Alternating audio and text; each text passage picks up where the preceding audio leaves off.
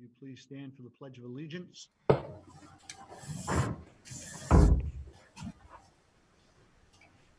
Pledge allegiance to the flag of the United States of America and to the republic for which it stands, one nation, under God, indivisible, with liberty and justice for all. Thank you for joining us. Just to let you know, 4 selectmen are in the town hall. They're in separate rooms, separate areas. We will be interviewing the candidates for the town manager's position. We do have one candidate that unfortunately is ill and will not be at this interview this evening. He's called and let me know that. Lincoln Heineman will not be here. We'll address that situation sometime after this meeting to see when we can interview him. So our first interview candidate will be Jeremy Cottle, and Kevin Tachi will have him come in and we'll know when he is here.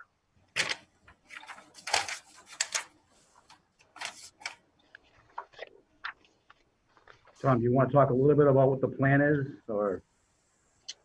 The plan is to interview the candidates. We will not be voting on the candidates this evening. Anything else, Ken, you want to add? Or No, we're just going to ask them the same. We're going to do one candidate at a time. We're going to ask them each one question, the same question to all 3 candidates, but just one at a time. Ken, I left everybody. I hope I left it in your room. I left a note of how the procedure is going to be. No, I got that. I just, for people watching, I just wanted to let them know. Yes, and it will, any question can be asked by anyone, and it may not be the same question to all 4 of them. So if they see something on their resume or something on some information that they might have or whatever, they can certainly ask that question, and it may not relate to the other candidates. And that was on advice of town council. Any question, any of these candidates should be prepared for any question that is going to be asked. So.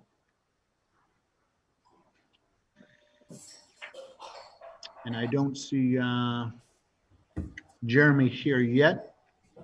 We have town council on camera too, if needed, Yes, right? we do have town council. John Clifford is here from town council. John, thank you very much for your My attendance. pleasure. I had hoped to meet you all in person at some point, but this will have to suffice for now. Welcome.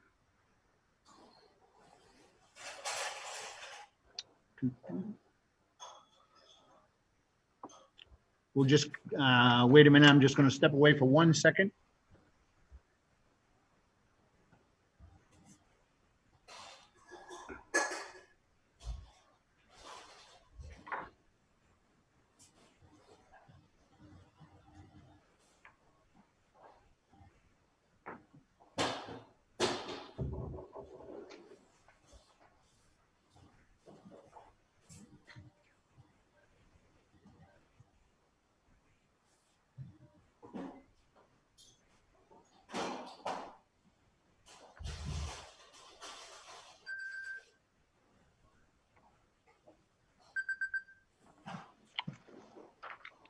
I am back. Apologize.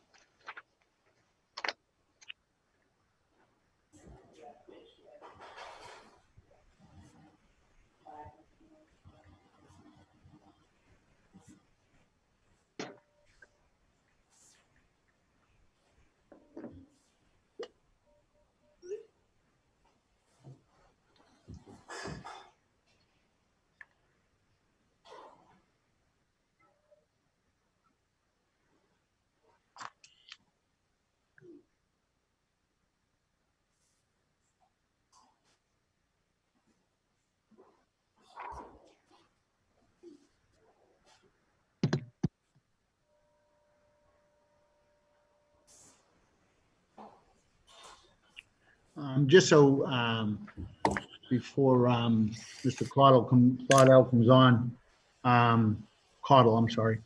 I gave the selectmen the procedure they were going to use, and they're all aware of it, so hopefully they'll be able to follow along and how I'm doing it. And the procedure will be the same for all candidates.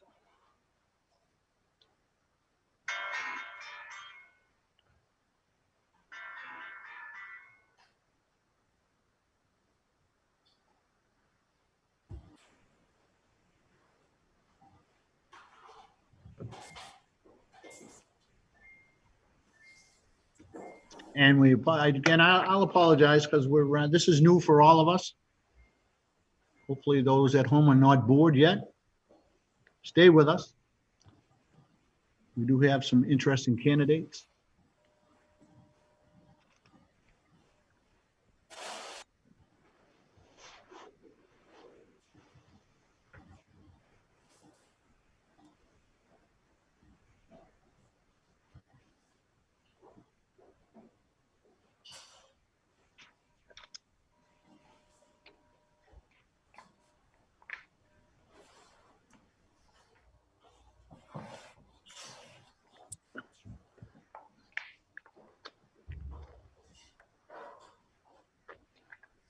Jim, how's the weather down there?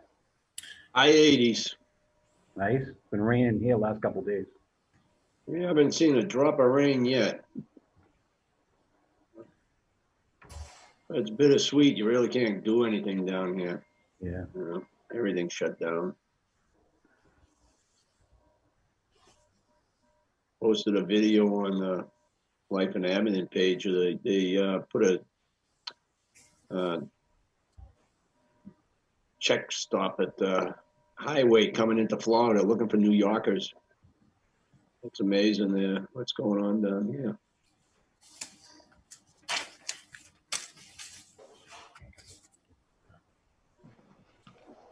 We can have the lawyer in the meeting tell you how that's illegal if we want, but Delete? Not, right, What is that? John? not at the first meeting, I'm not gonna say that.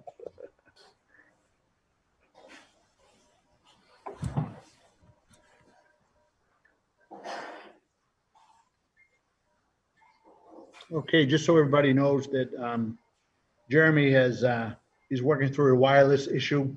He lost connectivity. Again, this is first for all of us. So he's checking on that now.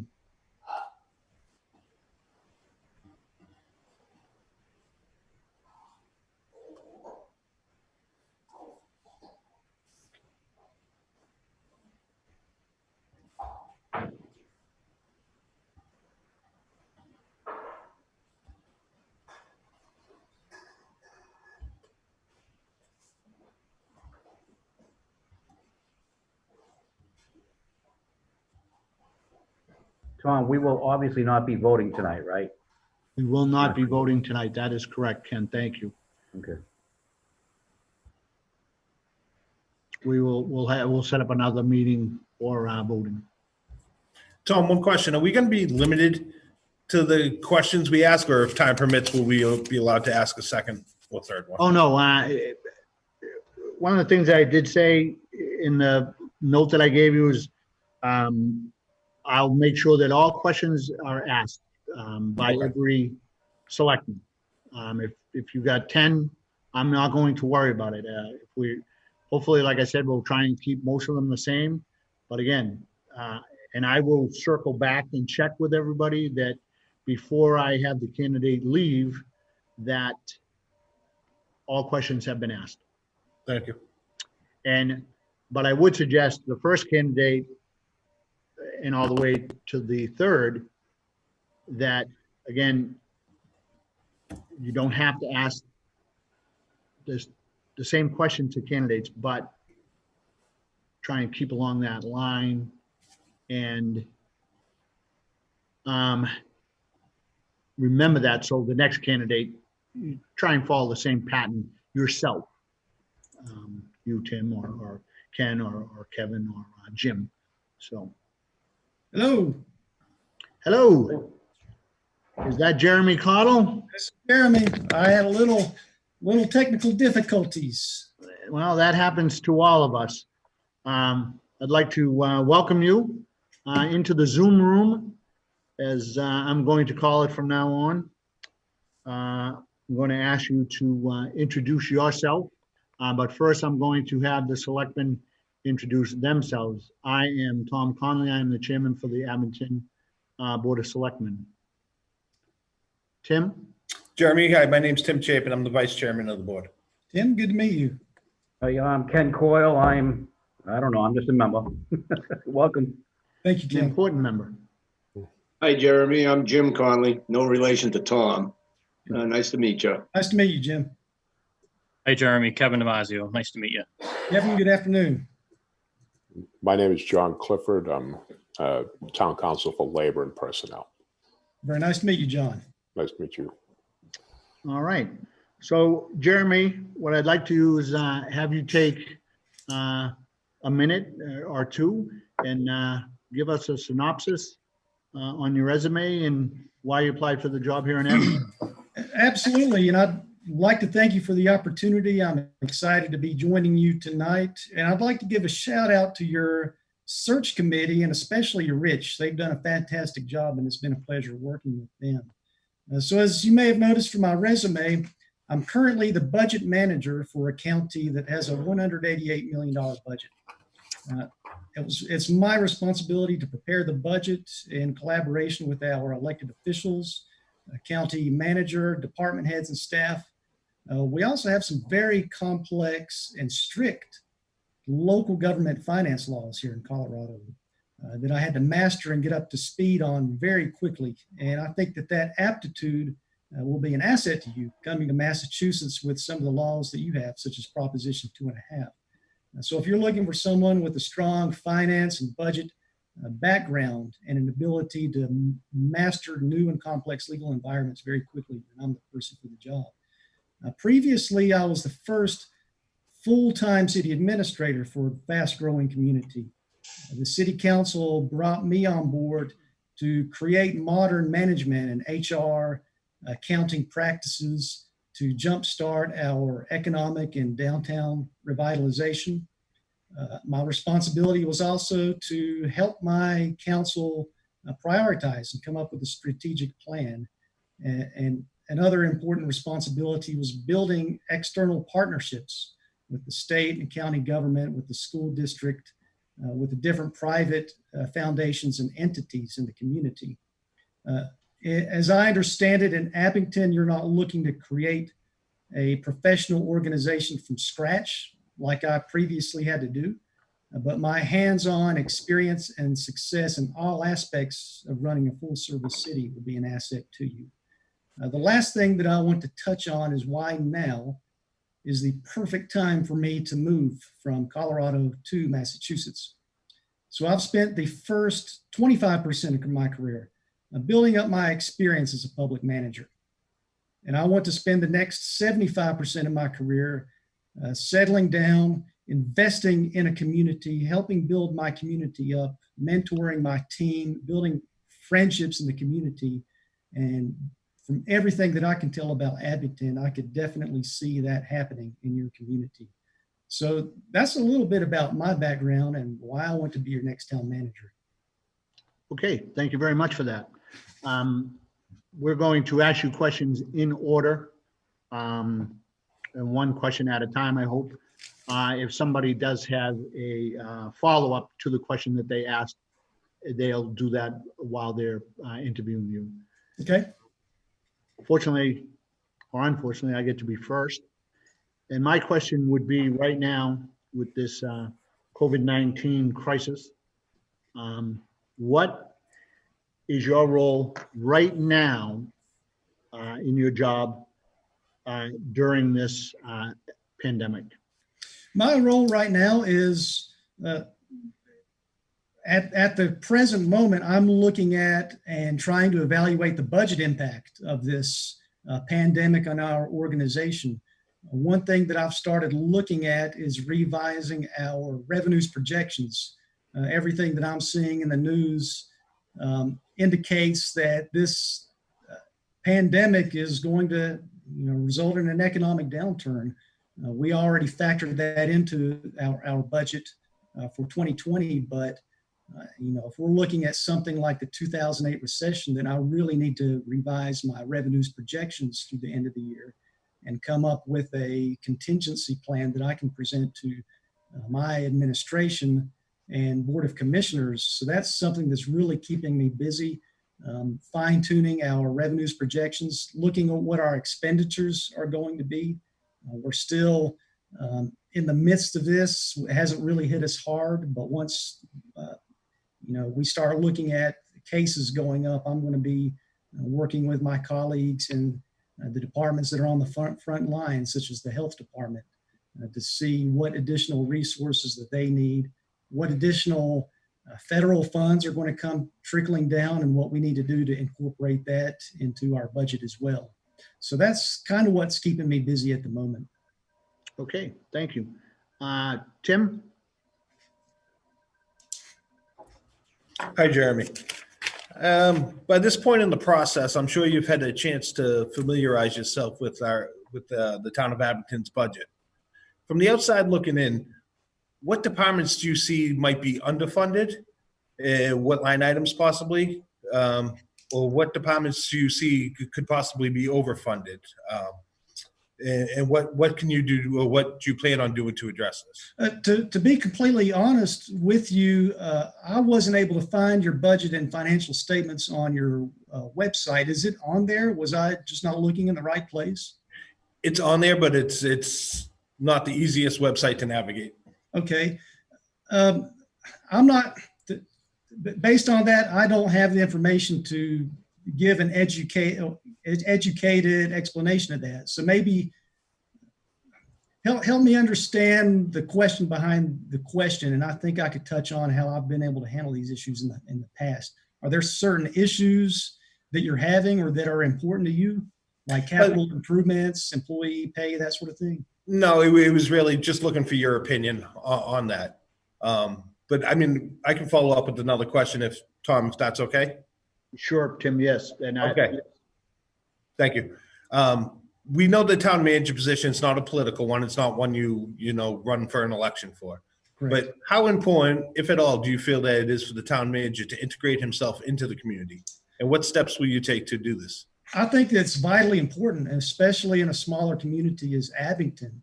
And the way I went about that as a city administrator, within the first 6 months on the job, I have different invitations and demands and requests from all the civic groups, partners throughout the community. And my response is to say yes to every social invitation, at least until I get a sense for what's important and what I can miss. So at the Chamber of Commerce, they want me to come out and attend their meetings or give a talk. I'm happy to do so. Lions Club, Rotary Club.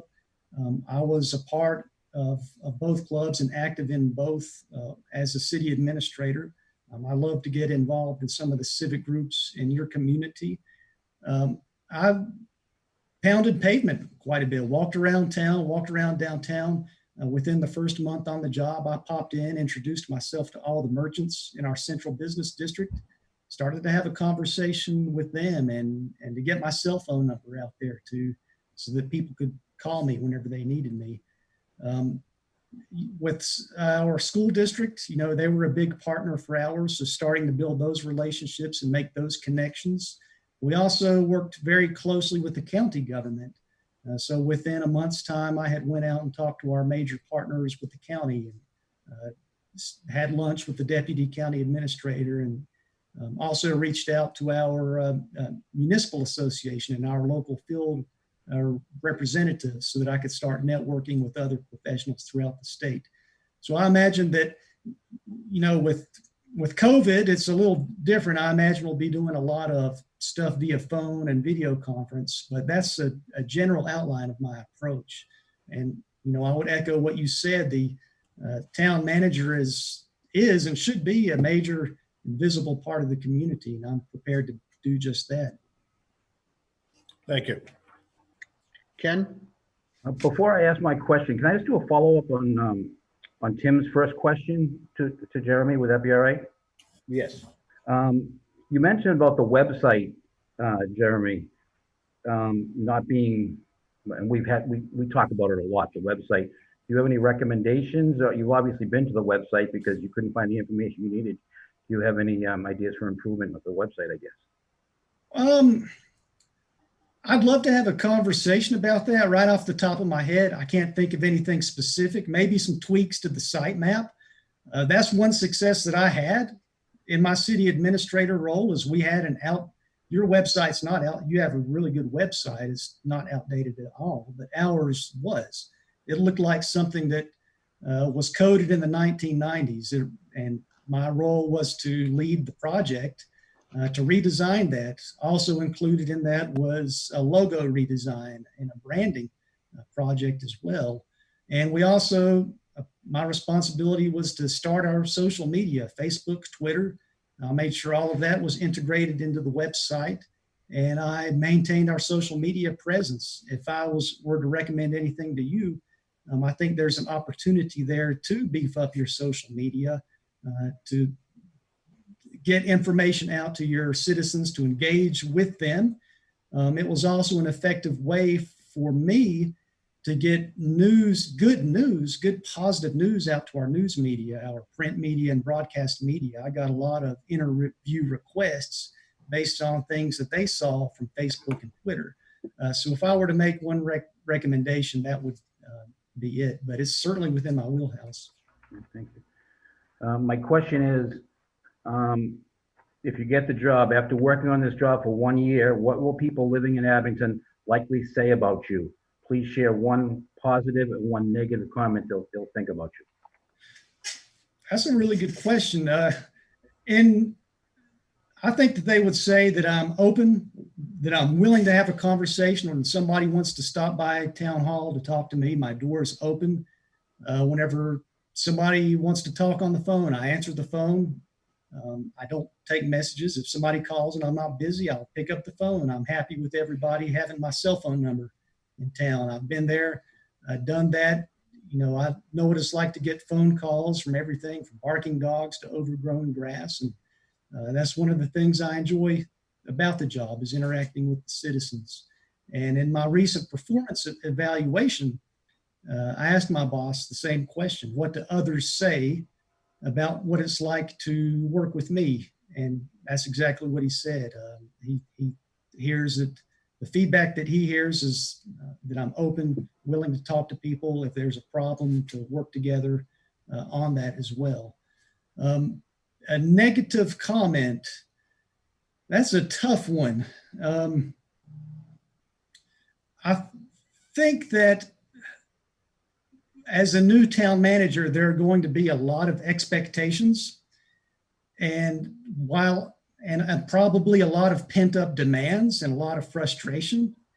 And while I don't like to say no to people until I get a firm grasp on how things work in the town, my approach is not to make any major changes until, you know, I know what's what and what's going on, unless there's something critical that we need to work on.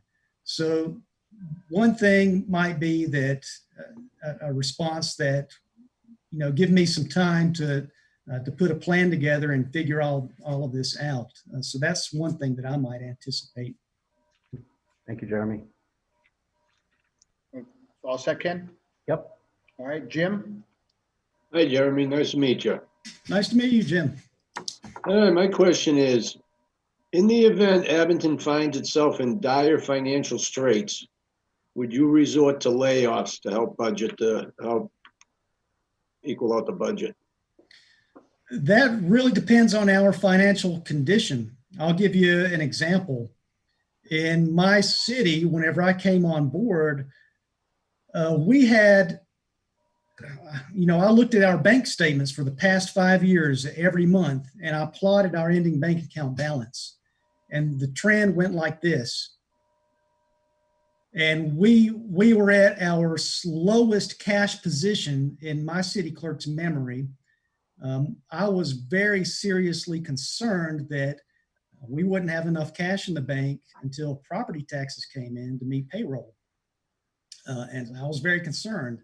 But my approach was to lay out the facts with city council, to put all of the alternatives out there and to prescribe some tough medicine to get us on the path to fiscal sustainability. Another skill that I bring to the table as a budget expert is I'm going to come in, evaluate your financial condition, come up with a financial forecast over the next 5 years so that we can see, depending on what different trends and scenarios there are, what our financial condition, what our bottom line is going to be, so that we can hopefully not have to take such drastic measures. But my approach is, again, to pour through all your financial statements to figure out what's going on and hopefully identify the alternatives that aren't as drastic as that. But if that's what we have to do, then that's what we have to do. So does that give you a better understanding of my approach? Yeah, I get the understanding that it would be a last ditch thing you would resort to. Did I understand that right? Yes, absolutely. Thank you. All right, set, Jim? I'm all set, Tom. Thank you very Thanks, much. Jeremy. Kevin? How you doing, Jeremy? What is your plan for economic development growth in town? Yeah, I was looking through the old Colony Planning Commission. I think that's the name of the organization, their economic development plan that they have for the region. And it looks like there's some good ideas in there that we could start working on. Of course, if you bring me on board, I'd love to have a conversation, perhaps a planning retreat with you to hash this out. But some of the things on there are a business incubator. As I understand it, 2/3 of the economic activity in that region is small businesses. So having a space where businesses can take care of their administrative or overhead needs. Another idea in there was developing a plan for the town center and North Abington, the kind of commercial areas, to come up with a pedestrian friendly, a cool, vibrant place for people to hang out. And I would echo that. In my town's downtown revitalization, I led an effort to beautify the streetscape, some facade grants, that sort of thing. And it was very successful. But in retrospect, before jumping in, we should have engaged with a urban design firm to come up with some drawings, some plans, some visualizations, to come up with a project scope, assign some costs to that so we can start fitting it into our budget. So that's another idea that I think is great. Another one would be, once we have all this in place, is marketing the town. And again, that gets back to your website, to your social media, to marketing brochures to potential businesses. And the last thing I'll touch on is I did some preliminary research on some of the tools that Massachusetts gives municipalities, things such as special tax assessments, tax increment financing. If you have the right bond attorney and financial advisor on board, you can do amazing things with some of these tax increment financing and that sort of thing. So those are just some of the ideas off the top of my head. Thank you. Okay. I guess I'm next. And this is probably one of the most important questions to ask you, Jeremy, and that is a tough one. Based on this COVID-19 crisis and everything that's happening, not just here in Abington, but around the United States, when do you think, if we hired you, when do you think you would be available? Yeah, that's kind of the fly in the ointment. Whenever I moved from South Carolina to Colorado, I was able to make that move and to start work in a month and a week's time, a month and a week. And it was that long because I had to give 30-day notice contractually. With Abington, I would anticipate probably late April, sometime mid-May-ish. So that's the kind of time frame that I haven't. But I would love to get to the point where we can talk about that and negotiate that in more detail. Does that fit within your timeline? I think so. It's going to be difficult, I think, for everybody to where we'll go from here. That's me. So, but thank you for answering that. Tim? Thanks, Tom. One more question real quick. Coming from a city form of government to a town manager form of government, what differences do you see, and how do you plan on navigating through those differences? Yeah, well, the biggest difference is, you're a town meeting form of government, which is, when I was working on my MPA, my master's degree, and started learning about the different forms of government throughout the country, I thought the town meeting that you have in New England was pretty cool. And I understand there's a rich history and tradition to that. And I feel like I would be able to slide right into that I would feel at home in that. While we didn't have anything, the equivalent to that in South Carolina, I did lead and coordinate several public outreach sessions that kind of had a town meeting flavor. For instance, there was a major rezoning in town, and probably 100, 150 people showed up about that. And my role was to, before the meeting, to lay out some maps of the areas, the text of the zoning code, to go around with the planning commission chairman and talk to citizens, answer their questions whenever the meeting started, to give them an idea of why we were doing the zoning change, answer their questions. And it was a rewarding and invigorating experience, especially to make connections with citizens that I hadn't met before. So I love to engage with the public, and with that difference, it might take me a little bit to understand how it works, but I think I would feel right at home in it. So, Jeremy, thank you. Ken? Abington has a couple issues that are going to be coming forward in probably the next year or two. Major issues. One is the skyrocketing cost of trash. I think we've got a trash contract in about a year we have to work on. We have a police chief who was given notice that he will leave in the town, so that position is going to be need to fill. So there's going to be some contract negotiations in that. Also, we have this probably the next town over. There's an abandoned Air Force base that is being the town owns 10% of the property, so that's got to be you looked at, and some of the options that you talked about earlier about planning and stuff like that. But maybe you can touch upon, do you have any experience in trash contracts and contract negotiations, I guess? Yes, I do. And actually, we had a similar situation in Inman with a garbage hauler that we had had for 20 years, and the costs were out of control, and the service was deteriorating. It was terrible. Luckily, I caught the contract before it was set to auto renew.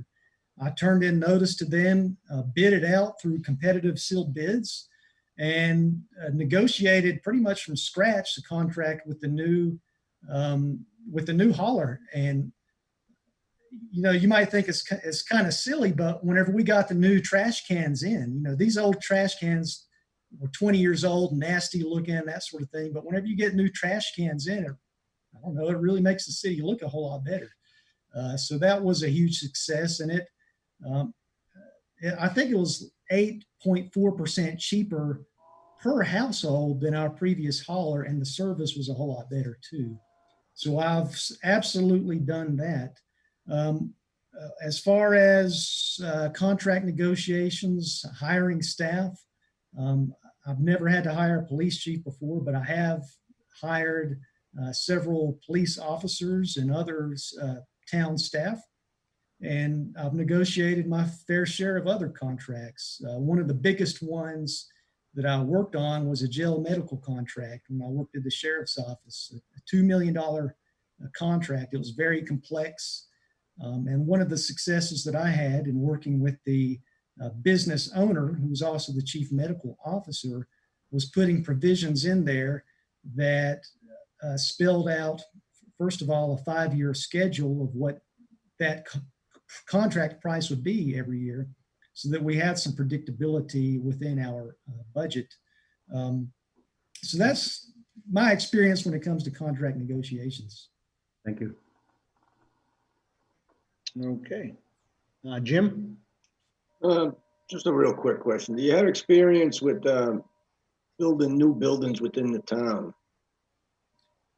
Building new buildings. Such Not- as a firehouse, a school, et cetera, et cetera. Not with, actually, no, the answer to that is no. My construction experience is limited to sidewalk, road construction with our streetscape renovation project. One area that kind of dovetails with that is with facility needs studies. We had an old armory that we were trying to figure out what to do with, and part of my role was looking at the facility needs associated with that, and working with the engineer who prepared that as well. So that's kind of a summary of my experience in that area. Thank you. Kevin?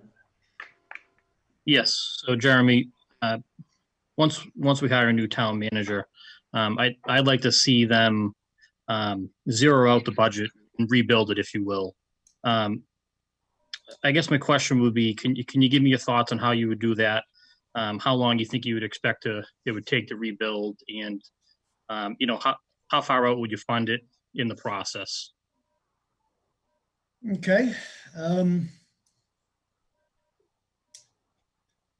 So just to get a timeline in my mind, you have a town meeting in May to approve the budget, correct? As of right now, yes.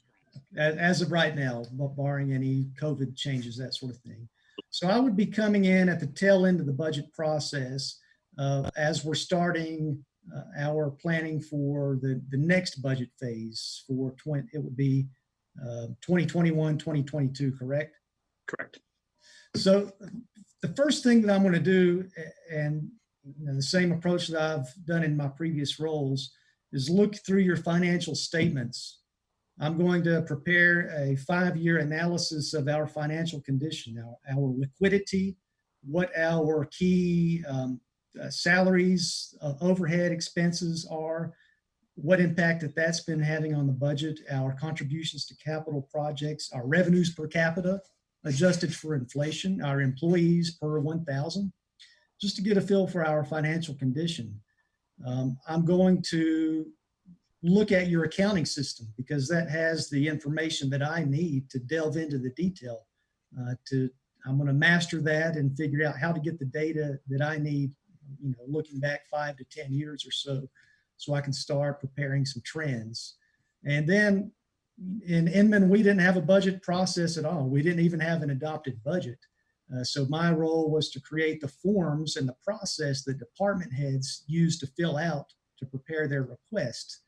So there's going to be, depending on the current processes you have in place, a process where we can get to that level of detail that I can prepare for you, and have some work sessions with you and your finance committee to go through these line item by line item to cost out our major programs. My experience is also in preparing financial analyses where we can adjust assumptions and see what the impact is on our bottom line 5 years from now. So that's what I'll bring to the table in that regard. Thank you, Jeremy. Okay. I'm all set. And one of the things that I said I would do with all of the selectmen is, are there any follow-up questions? And we'll start with Ken. And I'm sorry, start with Tim. I apologize. Start with Tim and work down from there. I am all set for right now. I'm all set too, Tom. Thank you. Yep, I'm all set. I just asked that one question earlier, but I'm all set for now. Thank you, Jeremy. Jim? Yep, thank you, Jeremy. I'm all set, Tom. Kevin? I'm all set. Thank you, Jeremy. Okay, I want to be sure that we did that and covered everything. Well, we hope that we did anyway. Jeremy, I'd like to do now is give you the opportunity to sort of make a statement as sort of signing off and telling us again if you want a little more about you or a little bit more about coming to Abington. So I'll leave that up to you, and that'll be your closing statement. Okay. I would just like to say that I think what makes me a strong candidate is my experience in a full service city, managing all aspects of what it takes to make a municipal government run, whether it's managing multiple projects at the same time, grant writing, turning budget deficits into surpluses, helping my board create a strategic plan and vision for the future, working with and building relationships with our citizens and business owners, and also my collaborative attitude. Like I said earlier, I know what it's like to have with citizens having my cell phone number and texting me late at night. And as a town manager for Abington, you could count on me to be maximum availability and accessibility to your citizens.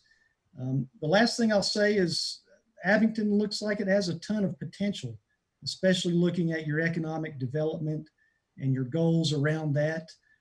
I'd love to be a part of it. I think that my experience in downtown and historic revitalization would be an asset to you. And for my next opportunity, I'm looking to make that commitment for the long term. So I appreciate your time. And before we sign off, I was wondering if you could help me understand what your timeline is for the recruitment process. Anybody wants to chime in certainly can. We are looking for a new town manager, as you know. We did the search committee did their process. We are doing ours. We're interviewing everyone tonight. We will not vote tonight. We'll set another meeting to have a vote. That wasn't on the agenda. The interview process was on the agenda. So I'm thinking the end of April myself. And again, I would certainly have any selectmen comment on that.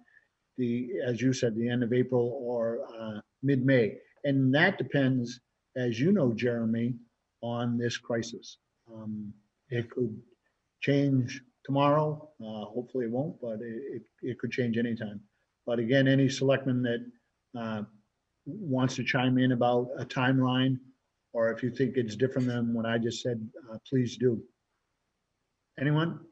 If I could, a couple of things come into play with that, Jeremy. One is we currently have a town manager in place now, but he is interviewing, and he could leave. He could give his 2 weeks and leave. So we don't know when that's going to happen or if that's going to happen. The other thing too, and this is probably a question maybe I should have asked earlier, but we're actually going to talk about this later on about the whole scenario about the town managers, a new one and the current one.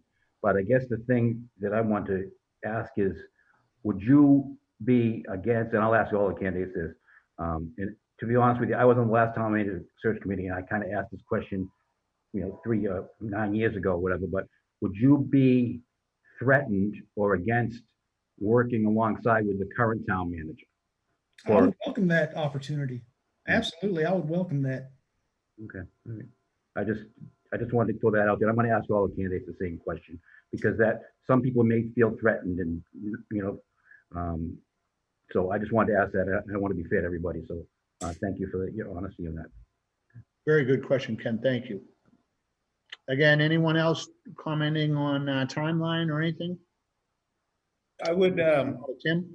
I'd like to see us vote probably within the next 2 weeks to enter contract negotiations, which at that point, that will depend on the collaborative effort between, our candidate and us on how quickly that takes. And then to have the new town manager in as quickly as possible to get his feet running, but obviously would respect any notice that you'd have to give to your community as well. So, the sooner the better, as far as I say, because like Kenny mentioned, at any time we could lose our town manager, and especially during this epidemic, we don't want to be without. So we'd like to be able to move as quickly as possible. At the same time, make sure that we take our time in picking the right candidate and doing the due diligence on the contract negotiations. Absolutely. Right, and part of my plan is also to vote, have a vote within the next 42 to 78 hours or whatever. That's, again, that's something that we'll all have to discuss as a board, but that's my plan, to get that, to vote on a candidate, and get into contract negotiations and checking references and everything else that we have to do. So again, that's me. Jim Conley, anything? No, I'm pretty flexible with the timeline. My concern was, and Ken touched upon it already, was ability to work with our present town manager if he's available for a time, almost as a turnover type period. That's my only concern. But for a time frame, I'm pretty flexible. Okay. Kevin? I think everyone touched on it. I'm set. Thank you. Okay, I really wanted to be sure. So, Jeremy, at this time, I want to thank you for interviewing with us. I'm not sure how easy it was being on, camera or video or whatever we're on.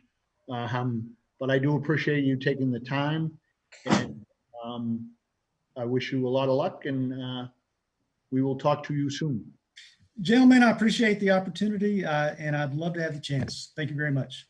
All right, thank you. Okay, so we're all set with Jeremy. I would ask that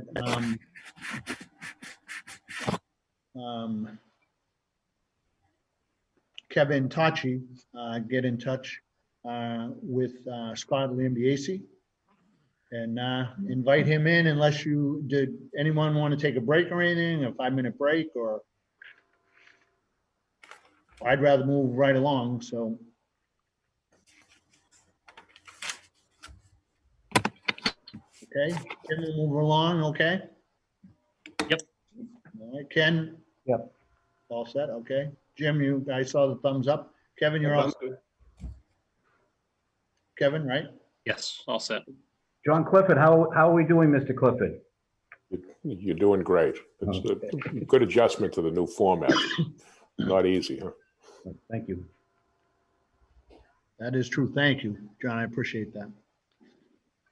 So Kevin will let me know that he'll be signing in shortly, so. Greetings. No. Oh, No, he's here. Scott, how are you? I'm here. Scott Lambiase, welcome to the Zoom room. This is where we are conducting our interviews. I'm going to start by having everyone introduce themselves from the Board of Selectmen and Town Council. I am Tom Conley. I am the chairman of the Board of Selectmen for the town of Abington. Tim? Hi, Scott. I'm Tim Chapin. I'm the vice chairman. Ken? Hi, Scott. How are you? Again, Welcome. Hi, Scott. Jim Conley. Nice to meet you. Jim. Kevin? Kevin DiMarzio, nice to meet you. Hi, Kevin. Nice to meet you. And Town Council? John Clifford, Special Counsel for Labor and Employment. Thank you. Nice to meet you all. Thanks. Nice meeting you. Scott, what we're doing is asking each candidate to take a couple of minutes or whatever to introduce themselves, maybe go part of your resume and Sure. let us know why you want to come to Abington.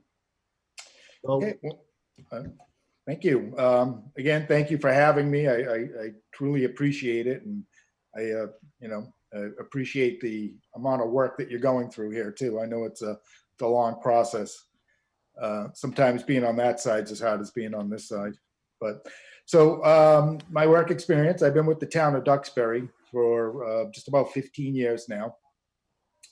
When I started there, I came in looking for a job as a building commissioner, and the person who was the director of municipal services at the time, was sitting in as acting town manager. That gentleman went on to become town manager, and I went on to become the director. So it was very nice. It was a great time for me to jump on board. I've had a lot of great opportunities and done a lot of work, as you can see. I take care of all sorts of different projects for the town, all the special projects, as we like to call them. And it's a wide variety of things that I find myself getting into. Right now, some of the things I'm working on is we're doing a seawall repair. As you may remember, during the hurricanes a couple of years ago, we lost a lot of our seawall. So we're going through putting that together, and that's been kind of a struggle, getting funding for it.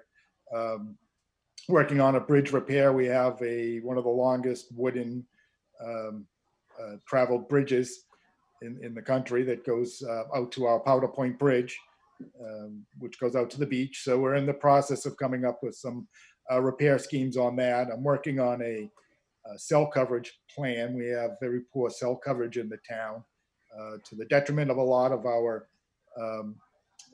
residents, because they can't even, most people live off their cell phones now. You can't even get through to 911 in certain areas of the town. So we're working on that.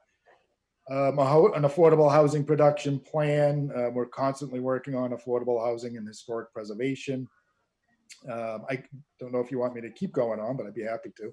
No, when you think you're finished, we have questions for you, so. So there's a lot of committee work that's involved. Every one of these projects obviously involves a committee. And I've done that throughout the years. I've been on various committees and I pretty much act as liaison for the town manager to most of these committees, whether it be the Affordable Housing Trust. We have a building committee. We have various building committees throughout, my tenure there so far, for different projects. Bid documents. I spend a lot of time. I'm the chief procurement officer for the town. I'm, a mass certified public purchasing official. I have all the certifications to do it. So I do quite a few bid documents. Some of them are more complicated than others. We have one for a golf course management program. We recently put out an IT study. I bought ambulances, fire engines. Recently did a classification compensation study, put that out to bid. So municipal services is really made up of a lot of different departments. Like I said, we have our project departments, our procurement department. We also do most of the licensing for the town, alcohol licensing, procurement, special project inspections, land use, zoning comes out under our department. As a member of the Board of Selectmen for the town of Whitman, I also spent a lot of time doing union negotiations, grievance hearings. We hired a police chief, a deputy police chief, handled some ABCC hearings, and some of the other things that, with Duxbury doing land and surplus disposition. I would tasked with finding additional sources of revenue.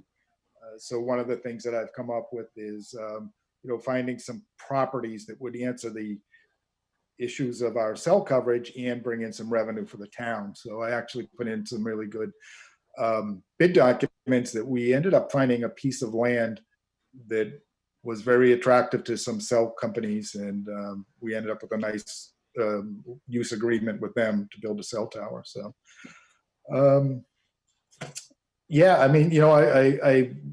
currently on the finance committee in the town of Whitman, which I do find that to be, a very interesting, position to be in. I do enjoy, some of the work we've done there. Recently, we did a sort of an audit of what we've been doing for the past 5 years to come up with an idea of trends on where we're going in the future. We're concerned with, as I'm sure most towns are, and I'm sure your towns are, is that,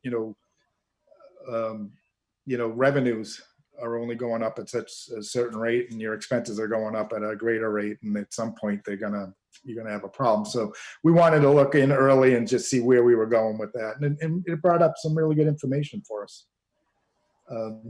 I'm on a Mass Municipal Association, very active with that, a policy committee on personnel and labor relations. I find that that's a really good organization. You can get a lot of good feedback from other department or other towns rather, whether they be town managers. There's mayors on this committee, finance directors. We end up meeting a lot of people, and they all have the same problems that we're having. So it's kind of nice to bounce things off of them. I guess I'll turn it over to you. I think All right. try to go down in a It's funny. bit. But. You know, we do have to learn about you, and there's nothing wrong with that. So as the chairman, I'll be asking the first question, and we'll be going in order of each selectman asking the question. My question is on this COVID-19 disaster, as far as I am concerned, what is your role, you, Scott Lambiase, what is your role right now during this pandemic? So the Municipal Services Department does include the Board of Health, and the health agent is one of my direct, she answers directly to me. And it's a very odd situation in that we don't have a lot to do in this. We have a public health nurse, and we're sort of at a wait and see constantly. We get notified through the state or through the Maven system or through our public health nurse when somebody has come down or has contracted the COVID. And then what that public health nurse will do is follow up and then report back to us. So there's a lot of reporting back. There's we're constantly meeting and discussing, how are we going to continue operations, what we're going to do. I have personally arranged for my department to be pretty much home-based at this point. I have a really good building inspector, and he managed to get almost all of the permitting and licensing online in a very short amount of time. We had the system that we've had in place for a while, as it had the capability of doing it, and we got it up and running. I have a fairly extensive administrative staff, and we've got them all basically at the ability to work from home, and that's what they've been doing. So, we meet, I spend time, I'll review press releases that the town manager wants to put out. I'll have discussions whether, there's something else that we can be doing, what's going on at our senior facilities, our senior living areas and stuff like that. Are the people doing the right thing as far as sheltering in place? We have, hundreds of miles of walking trails, and we have great, conservation area, and we have an amazing beach. And everybody wants to all of a sudden, get out there and start enjoying it on nice days. So a lot of the conversations that we'll have will revolve around what are we going to do about that? How can, do we have to close them? Do we have to do anything different than the guidance we're getting? And most of what we're doing is a lot of wait and see. Let's see what the governor's going to ask us to do, what the state's going to ask us to do, what the federal government's going to ask us to do. So overall, it's difficult. I go into the office every day. Town hall's closed. So, basically, like I said, the admin staff will call into their phones to see if there's anybody, whatever they need. We're getting it to them. We're getting it to them, through email or through our virtual, our cloud permitting system. Pretty strict on what contact that we'll have our people do, as far as if we can avoid that. Some of the conversations are obviously things like, what are we going to do if someone over at the police station comes down with it, and one of the officers on duty? What do we do with that shift? What happens if we lose a shift? What if, maybe it's the fire department? You could lose a lot of guys instantly. And that becomes a problem, obviously, with backstaffing and with, what it's going to do to overtime and what it's going to do to us financially in the future. But unfortunately, it's very aggravating because that's kind of where we're at. We're mostly just, in a position to talk about it. We gear up, and I'm a member of, I'm the public information officer for emergency management. When we practice for this sort of thing, we have a medical reserve corps, which I know Abington's part of. I'm not sure if you're in the same region, but I know we've been to some of the same trainings where we're geared up and we're ready to do something if there's something we can do. In 72 hours, I could vaccinate the town. We're ready to do that. We have call down lists. We've prepared for it. We've practiced it. We've trained it. We did it when H1N1 was a problem, but we have nothing now. It's just sort of the frustration we're all feeling is the shelter in place.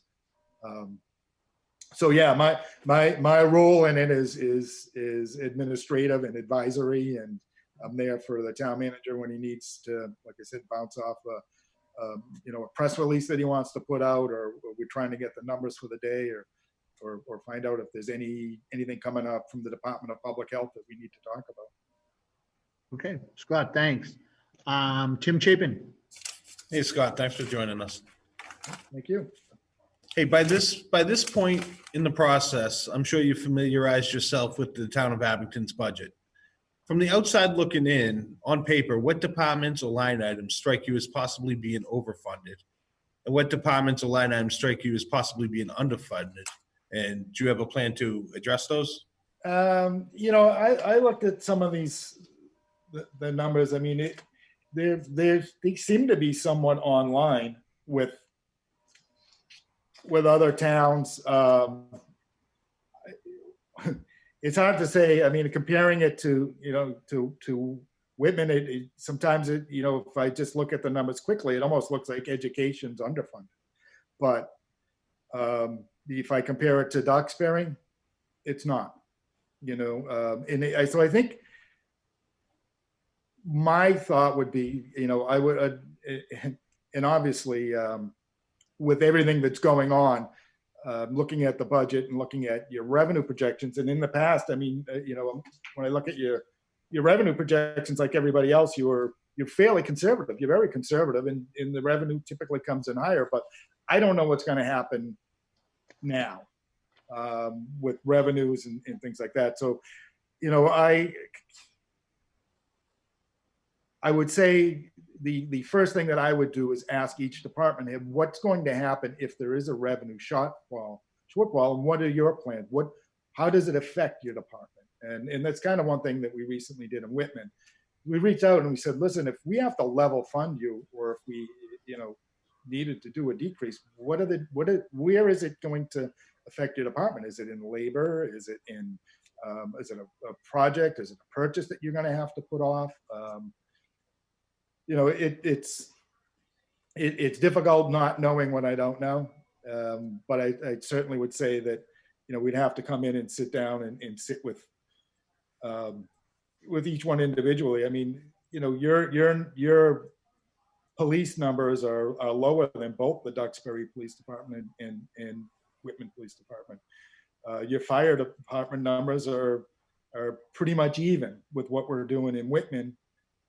It may be a little bit lower than Duxbury. So it's kind of, I would have to actually have a long conversation with those departments to really get a feel, for what's going on there and where we could, obviously always looking for, do you really need it? Because everybody has wants and everybody has needs. So what do they really need to provide the community with, good, safe, proper services? Thank you, Scott. Okay. Ken? But after you become Abington's town manager for a year, what will people living in Abington likely say about you? So please share one positive thing you'll think to be saying about you, or one negative thing they might be saying about you. You would like one negative thing also? Oh, just one? Okay, if you've got more. No. No. I thought maybe we just do the positive stuff, but no.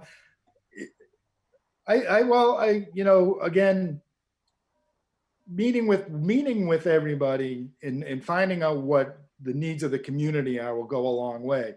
But certainly, I think I think that they would. I would hope that they would say, you know, I like his vision. I like that he's communicating well with everybody.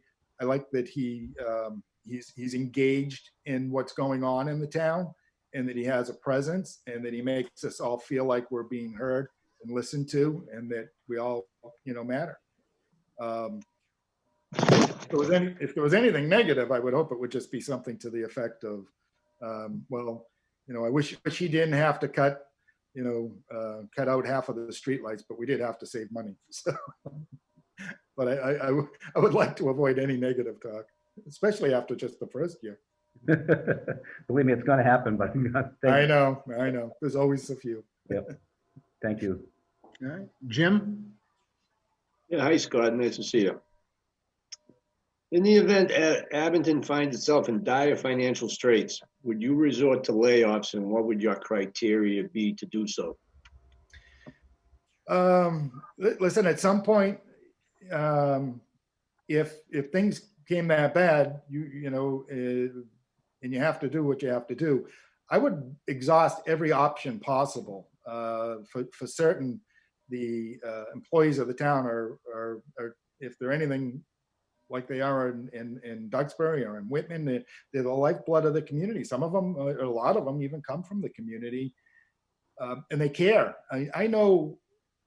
I feel as where I work, it's my home away from home. I almost feel like a part of the community more often after so many years.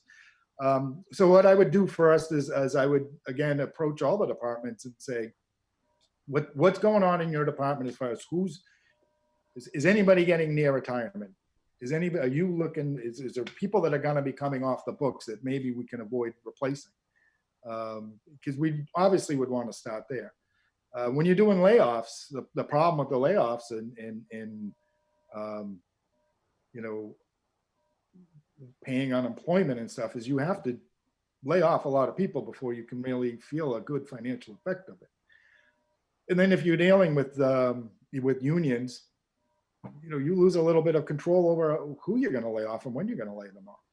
You know, it would be nice to be able to say, if we could come up with a program, if we ever had to do it, say, you know, we want to incentivize early retirement and try and get some of the folks out and give them a reason so that they're whole and free up some space, and it may be for a short period of time. But I would absolutely exhaust every other option, but unfortunately it's never off the table.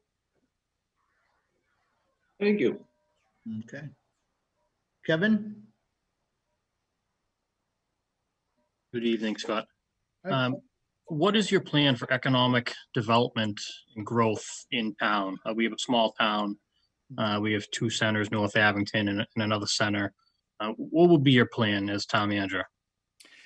Well, again, day one, I think reaching out to the stakeholders. It's really important to find out what the town wants. We had an area in Duxbury. We have several little downtown areas, and there's one that everybody drives through. If you're familiar with the beach, you go right down 14, and there was an area that was just a bunch of dilapidated buildings. Was an old lumber yard there that was, you know, empty for years. It was an eyesore, and for whatever reason, the land use committees could never agree on who they were going to let in there, what they were going to allow them to do. It just kept getting worse and worse. So finally we looked into it, and I said, you know, this doesn't make much sense. It's this perfect spot. In the summertime, hundreds and 1,000 people are heading to the beach, and they're going right by this, and it looks terrible. So I reached out to a lot of the younger folks and the folks who otherwise weren't really engaged, except to say, hey, you know, what are they going to do about that? When are you going to do something about it? And so, well, why don't you get involved? And then I reached out to one of the local developers and talked to him about it, because he had an interest in the town. He lives in the town, and he was good at what he did. So he actually looked at it. We met with some of the other land use boards, and we came up with the plan that was good for him, would allow him to do what he needed to do. And he restored the whole area. He put up a couple of new buildings. He renovated and restored the existing buildings. He brought in housing. He put in some rental units for apartments, two restaurants, the Oysterman and the Anchor, which are just, fabulous new restaurants that he brought all sorts of energy to the area. Maybe a half a dozen retail shops opened up in that area. It was a huge success. I was actually saving it for my wrap up, but I got to tell you about it now. But it was a huge success. So it brought in more tax revenue for the town. It brought in a lot of interest in the area, had people eating out, and so there's additional meals tax revenue that came in from that. But what you need, and what I would need to do first, is I would want to meet with the community. There are grants out there, and I would absolutely go and look for some grant money that would help them out. And I think you've probably done some of that, because I know down in that area leading up towards Bemis Drugs and that stuff, where you have the streetlights and the stuff was done years ago. But there's grant money out there, and we would have to go after that. There's money out there if you're, and I know you are a member of the community compact with the state. There's money that would help us get technical advice and technical assistance in coming up with those plans. And right off the bat, I would absolutely say we would want to bring somebody in to help out. We looked at some stuff here in Whitman. We had a few areas when I was on the Board of Selectmen, kicking around the idea of tax incentives and things like that. And it's not a bad idea. If we could offer it, but it depends on what our needs are. If we're deciding, we need to do something because we need to get jobs, then we might want to offer tax incentives. But if we need something because we need to clean up the area, we want to have more revenue, tax incentives aren't necessarily going to, be a great idea, or at least in the short term. But like I said, I would reach out. I would get us some technical assistance on that. Want to meet with all of the local stakeholders, the business owners, the people who live in the area. The interesting thing about these little centers, Whitman has one, and you guys have a couple there, but they basically service the area around them, and that's the tough part. You can only have so many pizza shops, so many sub shops. The dry cleaners and the nail salons. So it is difficult to fill all of the storefronts. We've been pretty lucky with our downtown area. Duval's again, like a Bemis Drug type place that manages to survive. And it's nice that they do. You can get a couple restaurants and a couple pizza places but like I said, I would definitely reach out get some assistance on that. Thank you. All right, Scott, back to me. This is, I asked first candidate this question, ask you, and ask the other candidates. With this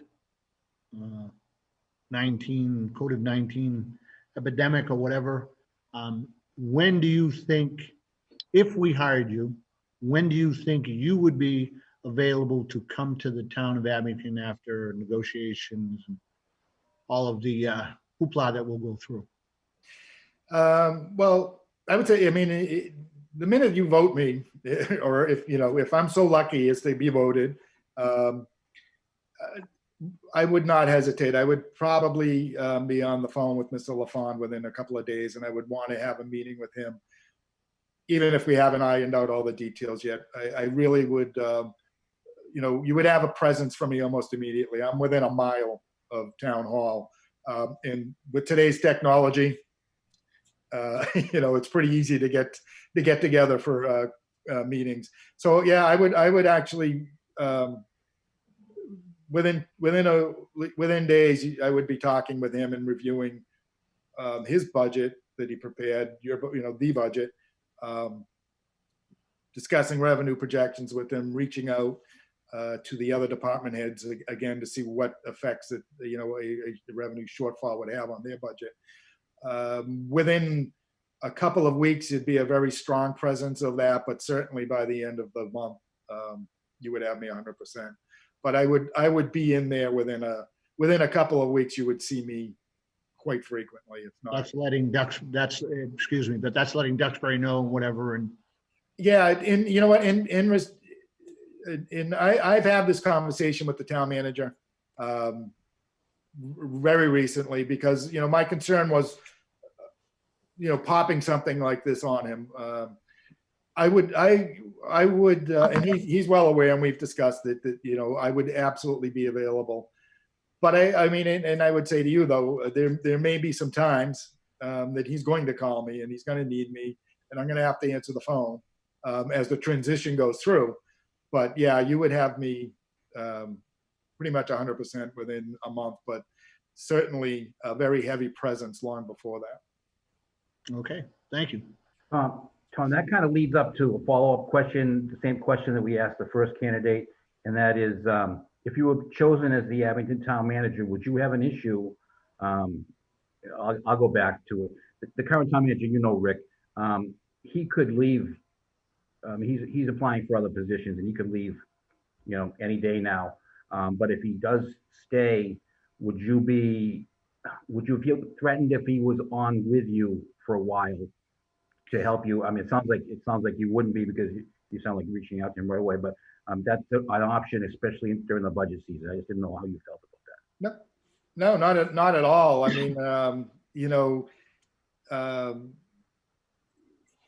mean, he's spent a lot of time. He has a lot of institutional knowledge that, especially with the current budget revenue situations, I would not be threatened by that whatsoever. I'd be very glad to work with him. Thank you. Okay, good. Tim? Yes, Scott. We know the town manager position is not a political one, but how important, if at all, do you feel it is for the town manager to integrate himself into the community? And what steps will you take to do this? No, it's 100%. It's very important to integrate into the community. I would certainly reach out to Mr. Tachi, who's probably listening, right off the bat. Right now, I think the best way to get through the community is through cable access. But when we are back to normal, I would envision myself having either open coffee sessions down at the community center, at the senior center, once a week, or maybe a couple times a month, whatever seems to work. I would absolutely be participating in your parade. That's what, one thing about, like I said, in Duxbury is I personally feel part of the community, and I know that I would feel part of the community here too. That's kind of the big reason to get in to do what we do. At least for me, it takes a long time. I'm big on goals, short-term goals and long-term goals. Short-term goals are kind of easy. We can lay them down. They're going to be the budget for next year. They're going to be our capital plans. They're going to be things like that. But our long-term goals and our vision of what we want Abington to look like when they're finished with Route 18, what we want the two centers of town to look like. And the only way to find that out, it can't be my vision alone. It's got to be your vision, and it's got to be the vision of the town. So to do that, I have to engage with the town. I have to engage any way that I can. Cable access, community events, reaching out to your civic organizations, whether it be the Lions Club, the Knights, the Rotary Club, all the different groups that meet, that I would certainly want to get there. I want to meet with them. I want to participate with them. I like the open door policy. I like working with committees. I like working with the groups. Sometimes it's a lot more challenging than I want it to be, but that's why I do what I do. Okay. Thanks, Scott. Back to you, Ken, right? Yes, sir. Scott, Abington is going to be facing some issues coming up, some turning points, I guess. We have a trash contract, I think, coming forward in about a year, and obviously the escalating cost of trash. We have a possible the new fire station maybe being built in the next couple of years.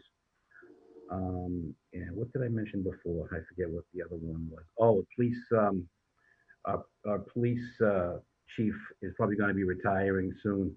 Are these issues that you've had experience in, the trash contract, employee contracts, collective bargaining, fires, new buildings?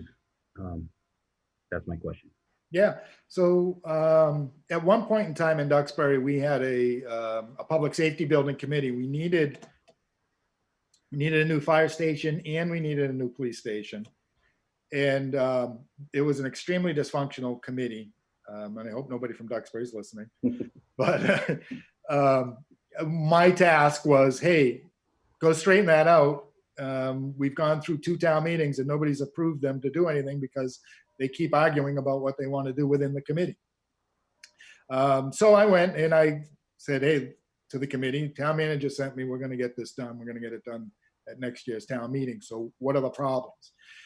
And, the problems were, everybody has a different idea of what a fire station should look like or a police station should look like or whatever.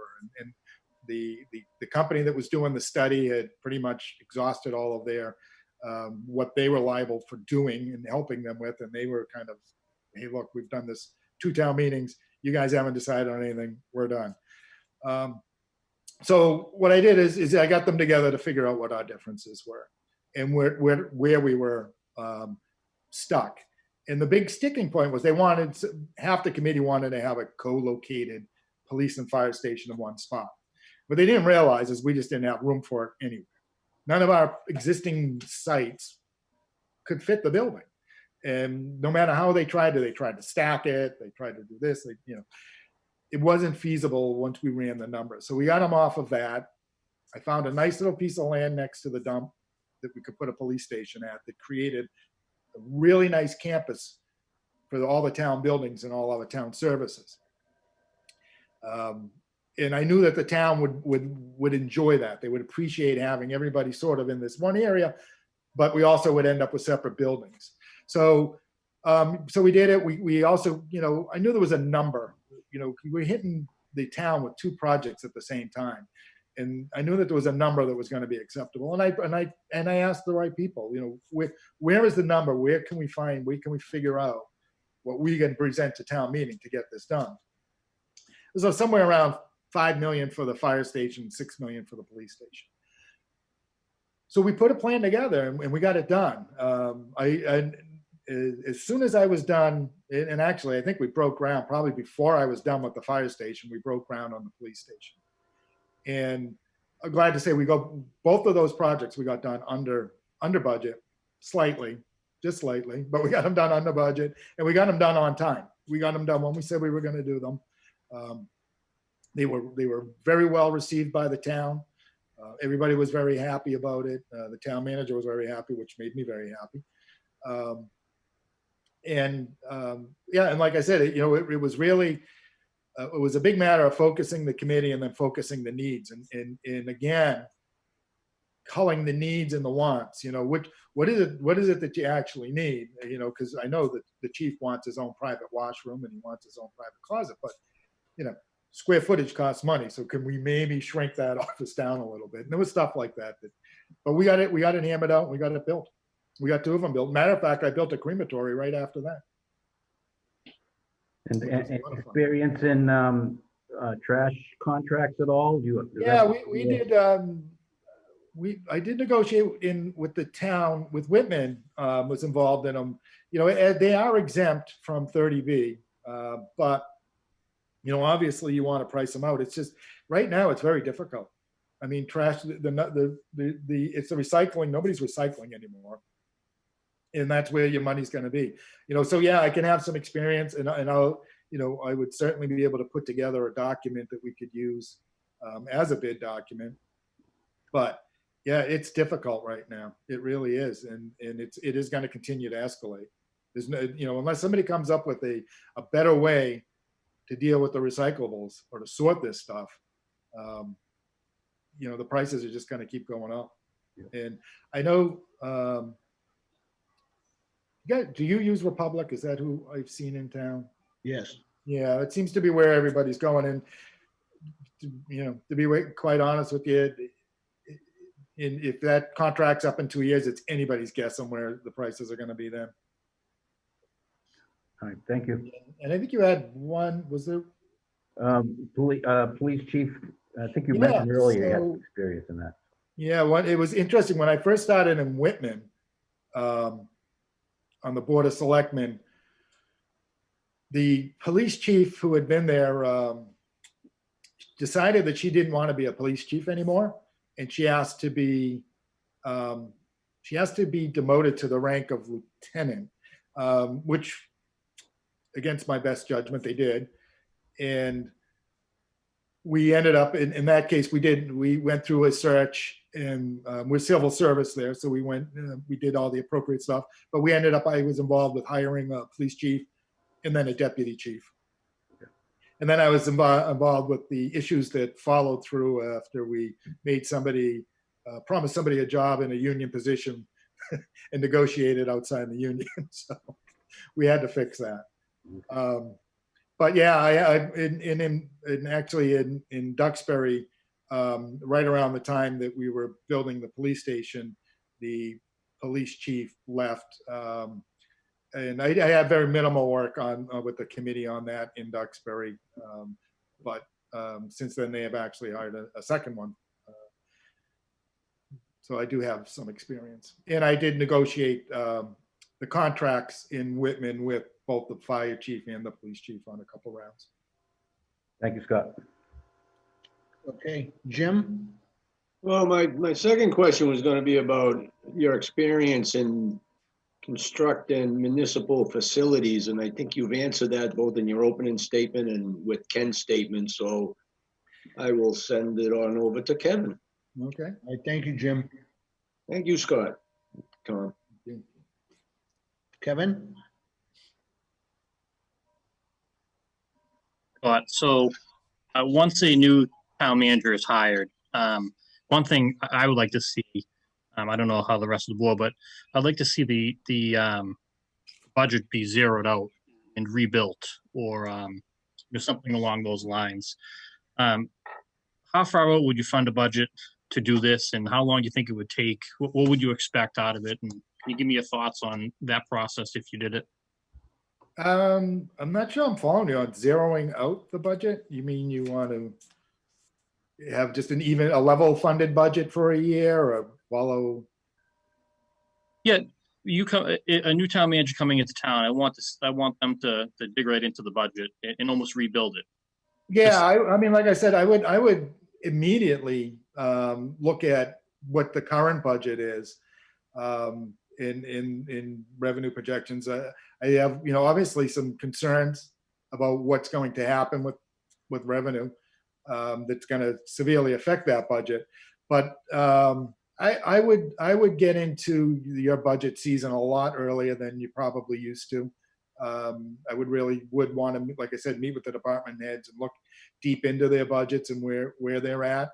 And absolutely find, where can we save? We looked at some of our departments. We're having budget increases, and most of it because contractual obligations that were well, in 4 or 5%, 3.5%. I mean, it was just kind of, and meanwhile, revenues sitting somewhere around 2.5% and 3%, depending on what was going on. And there's only so much we can do. We're bound by 2.5% for our levy.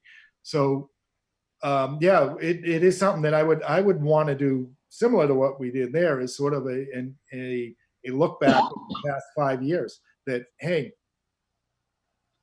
what are your trends? Where are your trends going? Where, what have you been seeing? And if they are, increases well beyond 2.5% and 3%, then there's a problem because they're not sustainable. We've been fairly lucky. We had a lot of conversations with this in the MMA and the policy committee that I'm on. And when I first got on the committee, the big concern was healthcare costs and health insurance costs and what that was doing to the communities. Those were seeing rises, 7%, 8%, crazy, increases. that seemed to have settled. The towns seem to have gotten that under hand, or at least we have. But yeah, the things that we can control, expenses and salaries, are very difficult. So yeah, I would want to take a good look at them. Okay. Right Thank away.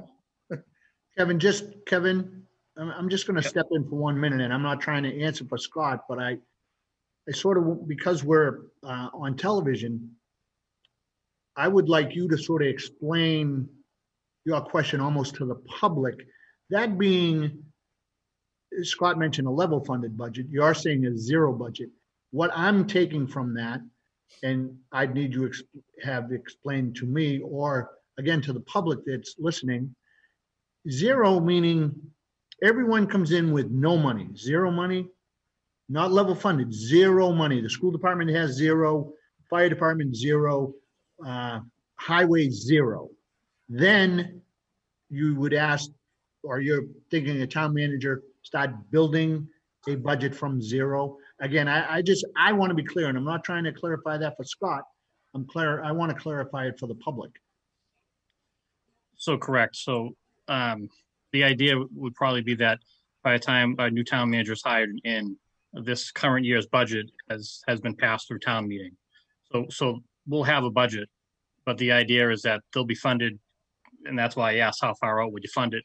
As a new town manager, would you give the departments, okay, we're funded for the next 4 months right now, but yes, I want you to zero out and I want to rebuild your budget. I want you to submit your budget from zero and show me is there money that we could be using elsewhere? Is there waste? Is there not? Stuff like that. Okay, again, I just really wanted to clarify that for the public. Thank you. You're welcome. Scott, and I didn't mean to interrupt you either. So, Kevin, was that answer satisfactory to you? Yes, thank you. Okay. I have no further questions for Scott. I know that we did have some going forward. Tim, did you have another one? Yeah, one more. Scott, you've worked in both the town administrative form of government in Whitman and the town manager form of government in Duxbury. What are the differences you see, and how do you see coming to a town manager form of government as a town manager? How do you see that working as opposed to your selectman position in Whitman and with the town administrator? So even though, you have some town administrators that and everybody sort of follows what their charter and is the, the authority that you get from that. But the Board of Selectmen has the ability to let somebody do, more. And in Whitman, we give, when I was on the board, we allowed a lot more free reign from Mr.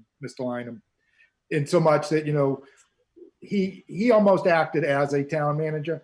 The town manager, obviously, I think it's obviously a stronger position than generally than a town administrator position. I think I've always appreciated it more coming from Duxbury, where there is a town manager, where as a department head, when I need to have decisions made, or when we need to collaborate, or if something has to be done, we can get it done. We're not waiting to meet with a board if unless we have to. There's certain times when you do want the blessing of the board, but for the most part, we can carry on operations and we can run the business of running the town efficiently and smoothly. In Whitman, it ran fairly like that, even though Frank's a town administrator. But I don't believe that's the case in all towns that have a town administrator. But I do find in Duxbury, it's nice. The Board of Selectmen offer up some long-term visions and goals, and they'll tell them, this is what we want to see and what we expect. And sometimes they're harsh reality. We were given, in Duxbury, I sat on the negotiation team with SEIU. So I was on the management side, obviously. And, we were given strict guidelines from the selectmen on where we were going to end up. They weren't going to accept a an across the board 6% increase. So they weren't going to accept new people, stuff like that. So, excuse me. So I do find that, it is good, to have a board that is engaged and that gives you some clear directions. But for the most part, the daily operations, I do find that the town manager form is a lot better way to run the town. Thank you, Scott. All right. Thanks, Tim. Ken, did you have another one? No, I'm all set. All right. Jim, did you have another one? I'm all set, Tom. Thanks, Scott. All Thank right. you. Kevin? Turn your volume on. I'm all set. Thank you, Scott. You're all set. All right. Scott, so now I'm going to ask you to do your closing statement and, convince us to hire you for the Board of Selectmen. I haven't already convinced you. Well, obviously, I would be honored if you do select me as your next town manager. I've spent the last, almost 15 years sort of preparing for this position. Like I said, and as I said earlier, through my leadership, we accomplished a lot of projects in Duxbury. We built a police station, a fire station, in a crematory, all within a couple of years. These are, just a few projects. They were stagnant and they were sitting there. And it was that I took them over, and I was proud that I took them over and got these projects done. I have, again, a lot of experience. I have the experience in union negotiations, grievance hearings. I have been involved in the hiring of a police chief and a deputy chief. Again, I've drafted numerous bid documents. I put a lot of time and effort into my bid documents. I'd like to say that I've only been up and challenged at the Attorney General's office twice, and both times I was successful in my challenge, so that was good. Very good. I think I've done a great job finding alternative sources of revenue. We did a land disposition where, we had some town land, about 20 acres that we put out to bid. And I found a developer who was willing to develop the land, but to also put up affordable housing at the same time. So it made the town, just shy of $1 million, but we'll also get, 20 units of housing, and we'll get, 5 of those units are going to be affordable, and another 5 of them are going to be at a moderate rate for seniors that are looking to downsize. Communication is key with me. I've always taken pride in my ability to communicate. I keep the town manager informed, and I would be sure to keep your board informed, the Board of Selectmen. I do not allow or do not have my town manager find out about issues or problems in the town through social media or through phone calls or through the newspaper. If there's a problem, I'm going to let you know about it before then. And I pride myself, and I also bring, with that problem, I also bring the solutions to the problem. So you're not faced with just, hey, you got a problem. You're faced with, hey, this is what I had to do because of that. And you're going to hear about it later on, whatever. Like I said earlier, I'm a big fan of policies. I'm a big fan of goals, short-term and long-term goals. I think every department needs to have a 5-year plan. They need not just for an operating plan, but they need a plan for, capital. They need a plan for succession, what's going to happen. We want to know in advance if somebody's leaving, because we can use that in determining what's going to happen with our expenses, or, if we need to start recruiting. We have some tough times ahead of us. That's for sure. We're going into uncharted territory, and I don't know what I don't know, what's going to happen. We don't know where revenues are going to be. We don't know where new growth will go from here, but we're going to work through it. I'm very confident. I grew up in the area. I know Abington. I grew up in South Weymouth, and I've been living in Whitman. So I've been driving through Abington my whole life, one way or another. I remember the old For Pete's Sake. So Yeah, like I said, I think it's a tight knit community. I look forward to being part of the community, and I look forward to getting over these tough times and leading this community into some better times. All right. Scott, thank you very much. Anybody closing comments or statements or anything besides Scott? Mr. Chairman, could I ask Scott one question, please? Sure.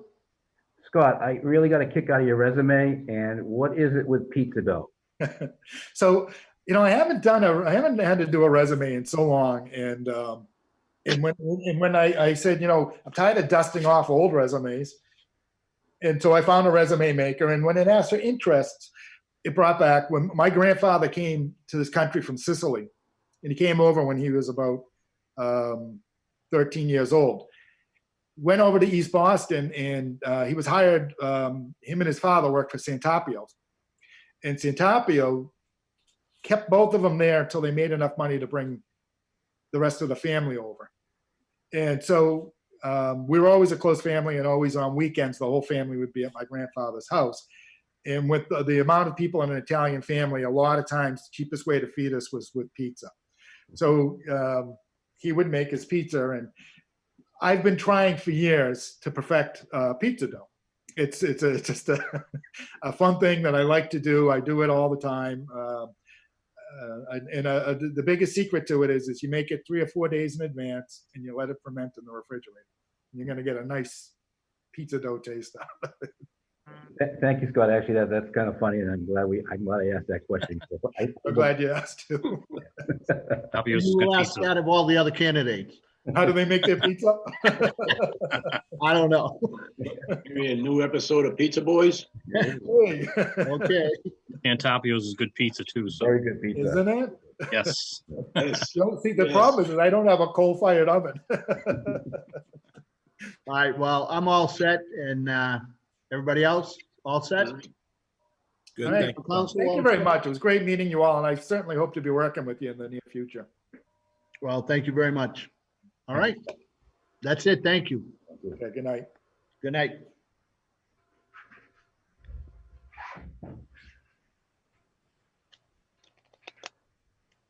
Okay.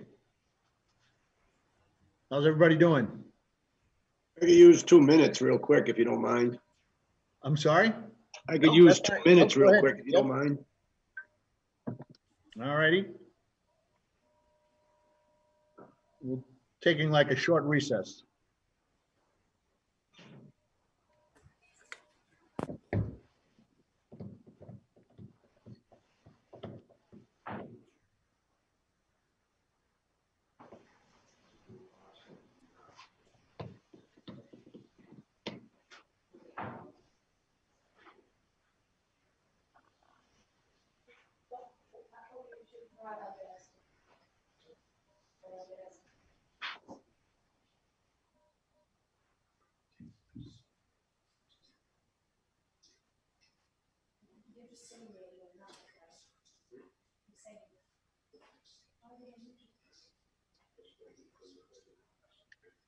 Michael, I believe you're in our Zoom room. Can you hear me? Yes, I can, Mr. Chairman. Okay, we just took a couple of people took a short break, so give me a couple minutes when I have everybody back, Yes, absolutely. and we'll go from there, okay? All right, sounds good. Thank you. Look forward to it.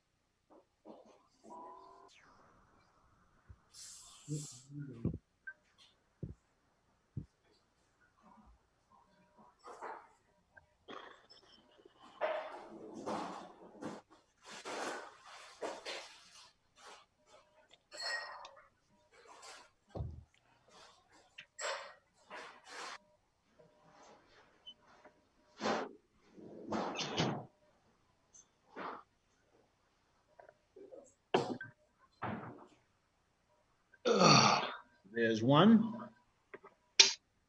I just had to reload the Pepsi can, that's all. We're still on, so thank you.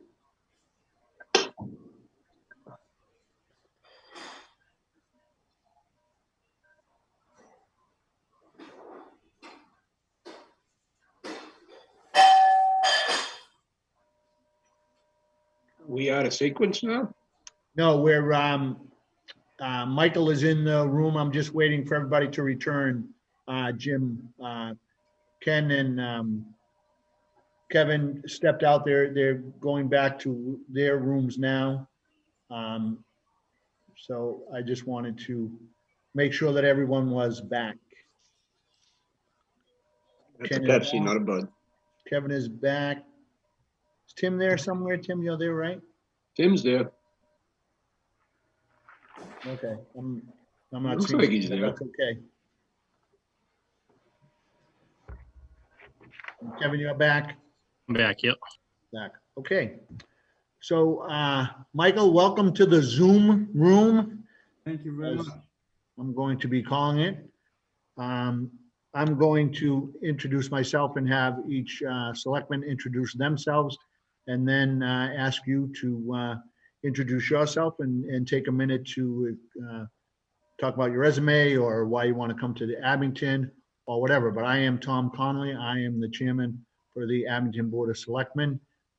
Tim, I'm Tim Chapin, I'm the vice chairman.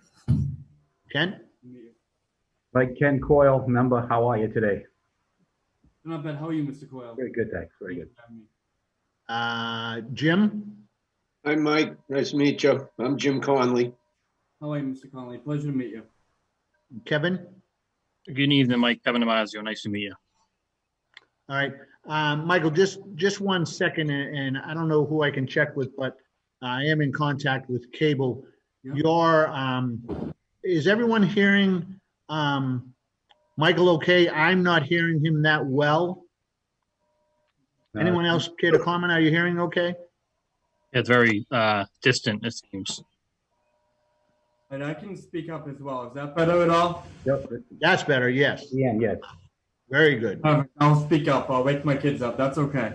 All right, well, again, as I said, Michael, please introduce yourself and go from there. All right. Well, and first of all, thank you, Mr. Chairman, and thank all of you for the chance to interview before you this evening. My name is Mike Mullen. And I can't tell you how excited I am about the opportunity to work for each of you and all Abington residents as your next town manager. And just really to start off, the last few weeks have been challenging for all of us. And I want to begin by thanking you as members of the board for your leadership, as well as Abington's public safety departments, your police and fire, the Abington Board of Health, the school department, and the Council on Aging for all your efforts to provide information, and for your work to help keep residents healthy and safe during this very uncertain time. And I've been closely following your efforts. And really, they've only reaffirmed why I want to work for you, and I want to work for all Abington residents, and why I want to work for all Abington residents to help really continue leading the town forward. But just a little bit about me. I've worked in state and local government for most of my career now. I've worked at the State House for more than 6 years. I served as the chief of staff to the former mayor of Brockton. I've been working as the assistant director, now the county director for Norfolk County for the last 3. And I've been involved in Rockland as a member of the school committee for 6 years. And now as a member of the Board of Selectmen for the last 4 years. In my current work as the county administrator for Norfolk County, a lot of my efforts have really focused on developing, proposing, managing our $31 million operating budget, and really resetting our entire budget process to better ensure the long-term viability and the long-term sustainability of the county, and to bring it in line with modern-day best practices. I'm responsible for leading, settling, and collecting negotiations, guarding purchases, Human resources and leading project areas. I work in Rockland, Brockton, and even at the State House, I built significant experience in economic development and capital improvement projects. But the opportunity here in Abington to become your next, to become your next town manager is also extremely personal to me. My familiarity and the pride I have in Abington hasn't only come with me, living in the town next door, but it's been built on the pride that my family has always had in the town and for the town. My mom, as many of you might know, I graduated from Abington High in 1976. And my grandparents, they lived in the mustard fields on Plain Street for more than 40 years. So, and I know they took so much pride in, in their town and in their neighborhood and their community.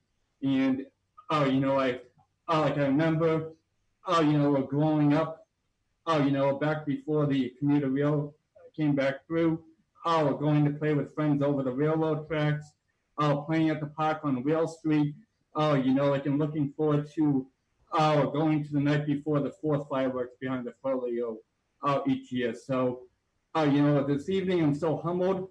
I'm honored and proud to be here, as my grandparents' grandson, to have the opportunity to bring the pride and love that my family has always had for Abington, together with the experience, the expertise, and the passion, and the responsibility that I know the board is looking for in its, in its next town manager. There's an incredible, as there's a incredible community spirit in Abington. And there are so many things happening right now that in one way, shape, or form are going to determine the future of Abington for years to come. I want to be part of that future. I want to work for you. I want to bring people together, and I want to help lead on these issues and have an impact in a way, really that, will set the town on a strong and healthy course, in a way that will really make us all proud. All right, Michael, thank you very much. Thank you, Mr. And as chairman, I just assigned myself the first question. Okay. And my question is during this COVID-19 crisis, in the job that you are in now, what is your role right now during this crisis? In my role, as the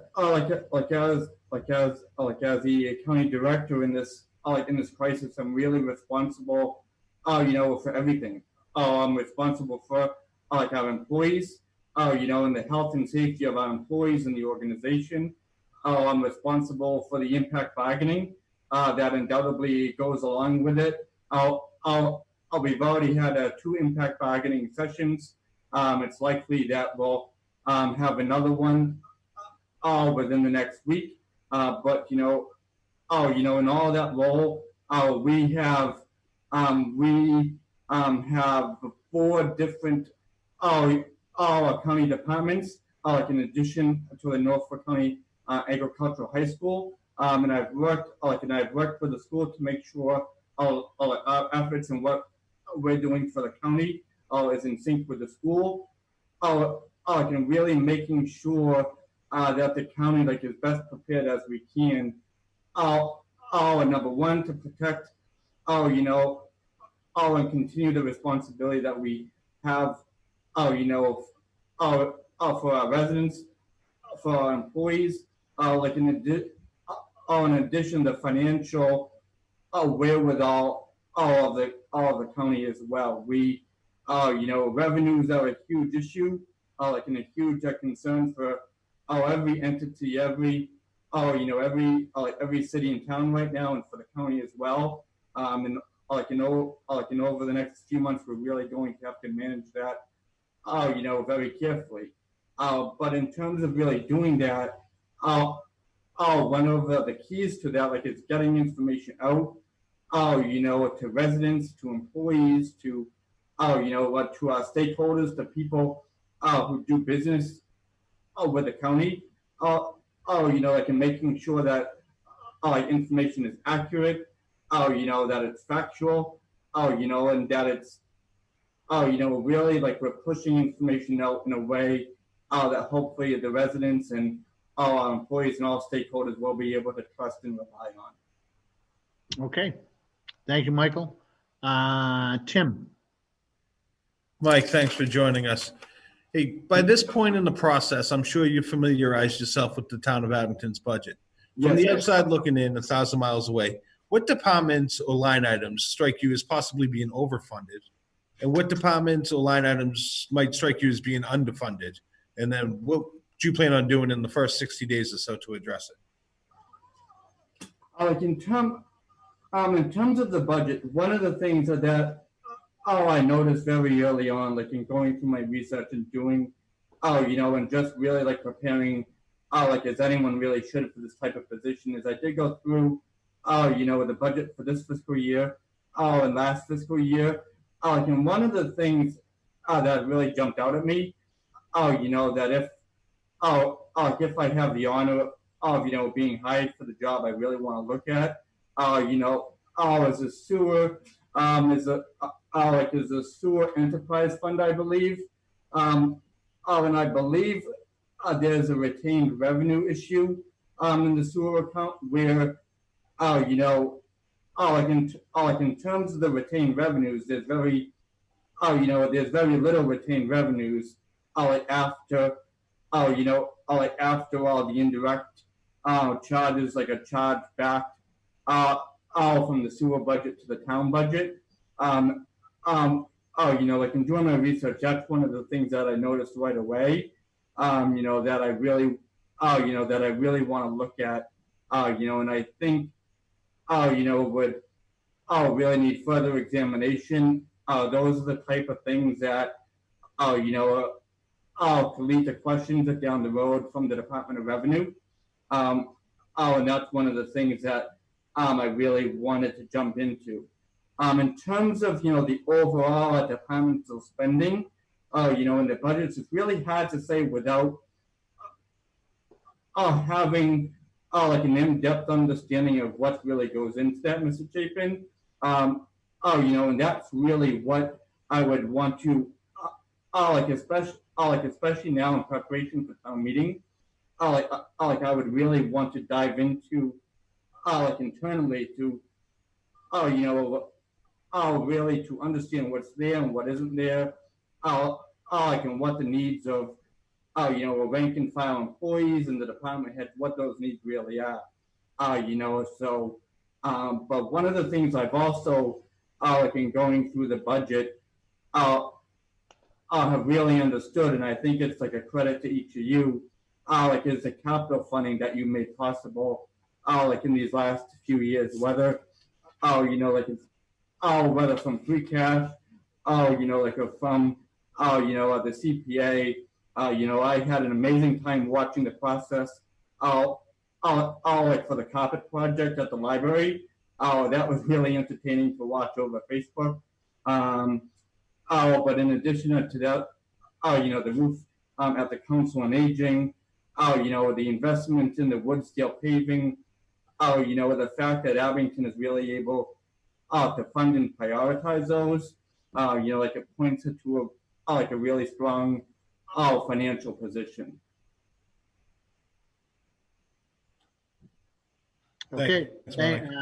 Next is Ken? Ken. Ken Coyle. Welcome, Mike. Thank you. Yeah. After you work on this job as town manager for 1 year, what will people living in Abington likely say about you? Please share one positive thing you'll think they'll say and one negative thing they'll say about you in a year in.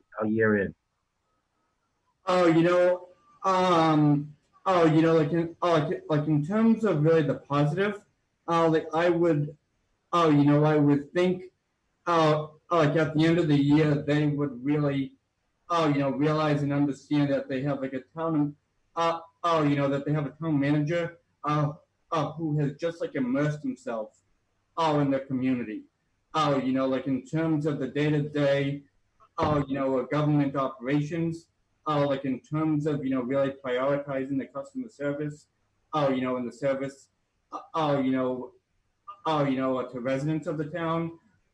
But also someone, like who's highly visible, who's engaged in town, who's out and about at Founders Day, who's out at Abington celebrates events, who really has, like a very strong presence in town, who takes pride in the town, like and really, treats the job as more than a job, really as a vocation, and it's a lifestyle. And the job of a town manager, like it's a lifestyle choice, frankly. And I expect that if I'm, again, if I have the honor, it will be a lifestyle and a family choice for my family, where, you guys will have the opportunity, I think, to get to know my kids, because, they'll be with me, and it will really be a family commitment. In terms of the negative, I don't view it as much of, in terms of the negative, but I think others would, that I'm strong, that I'm tough when I need to be, that, I don't have any, problem, or I'm not afraid to hold and stand my ground. And like in the role, if you do it right, it's inevitable that you're gonna make a few critics along the way. But I think I've really always had a very good ability to put all that aside and to move on, and to understand that. And I understand that. Like if I have a disagreement with someone, if someone has a disagreement with me on one thing, there's much more to life. And that's on one issue. But going forward, you put that issue aside and you continue to move on. You collaborate, you work together, and at the end of the day, there's one mission. And you continue working for that objective, for that goal, for the town. But I think, I come across as as affable, as very community involved, because it's how I am. But I also understand in these roles, you have to manage people, and and sometimes that that becomes a little tricky. I actually feel like I've got to know your children because they're right over your left shoulder on the wall. So Very good. thank you, Mike. Jim, Hi, Mike, how are you? I'm not bad. How are you, Mr. Conley? I'm doing great. And my question is, in the event Abington finds itself in dire financial straits, would you resort to layoffs, and what would your criteria be if you did? How I approach, really the whole conversation about, any type of work reduction or layoffs, as a last resort. And hopefully in order to, really preventing, to get to that point, it starts with a very strong understanding of what the revenue picture are. What the revenue picture is, where the revenues have been, where they're projected to go, and to make sure, that whole, conversation and exercise is done, in a very healthy way, in a very, in a very sustainable way. That's really, the first key to prevent, to preventing any layoffs in the first place, so not to overextend, the town resources and the town revenues. But, in terms of, the conversation, that process, it also starts with a mutual respect that's built in a dialogue with the Board of Selectmen, with department heads and union leaders. You know, really, so everyone knows what the financial picture, and what the financial forecast, of the town is at any given time. You know, understanding that, as I mentioned, that, the whole concept of layoffs is a last resort. You know, I understand that you're talking about employees' lives, their livelihood, you know, how they support their family. It's how their identity is really, it's what their identity is built on. And that's, in every position I've had, that's never been lost on me. And, you know, the same responsibility that I have for the town and, and its residents, in many ways, I believe I have that same type of responsibility, you know, to town employees as well, you know, and to support, you know, their wherewithal as well, you know, in order to prevent any layoffs, you know, again, it goes back to having a dialogue, having the trust, having the confidence, you know, in and between town department heads and the union leaders. And hopefully, you know, if the town is really in a precarious position, there's other things that can be done, as I mentioned, through impact bargaining, whether or not, you know, like it's doing any type of wage freeze, you know, or renegotiating health insurance, for an example. Like, and really exploring all those other areas first, you know, to hope, and to hopefully instill the fact that, you know, every town job is important. You know, they provide a very essential function. You know, and at the end of the day, they support people too. So, like, I think there's a lot of ways to prevent them. You know, but in, you know, but like at a point, where they may be required, you know, you have to be, you know, more than transparent.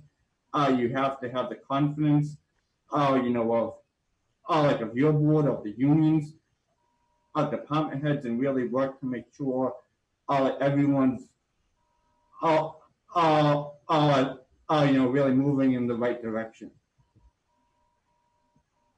Thank you. No problem. Okay, Kevin?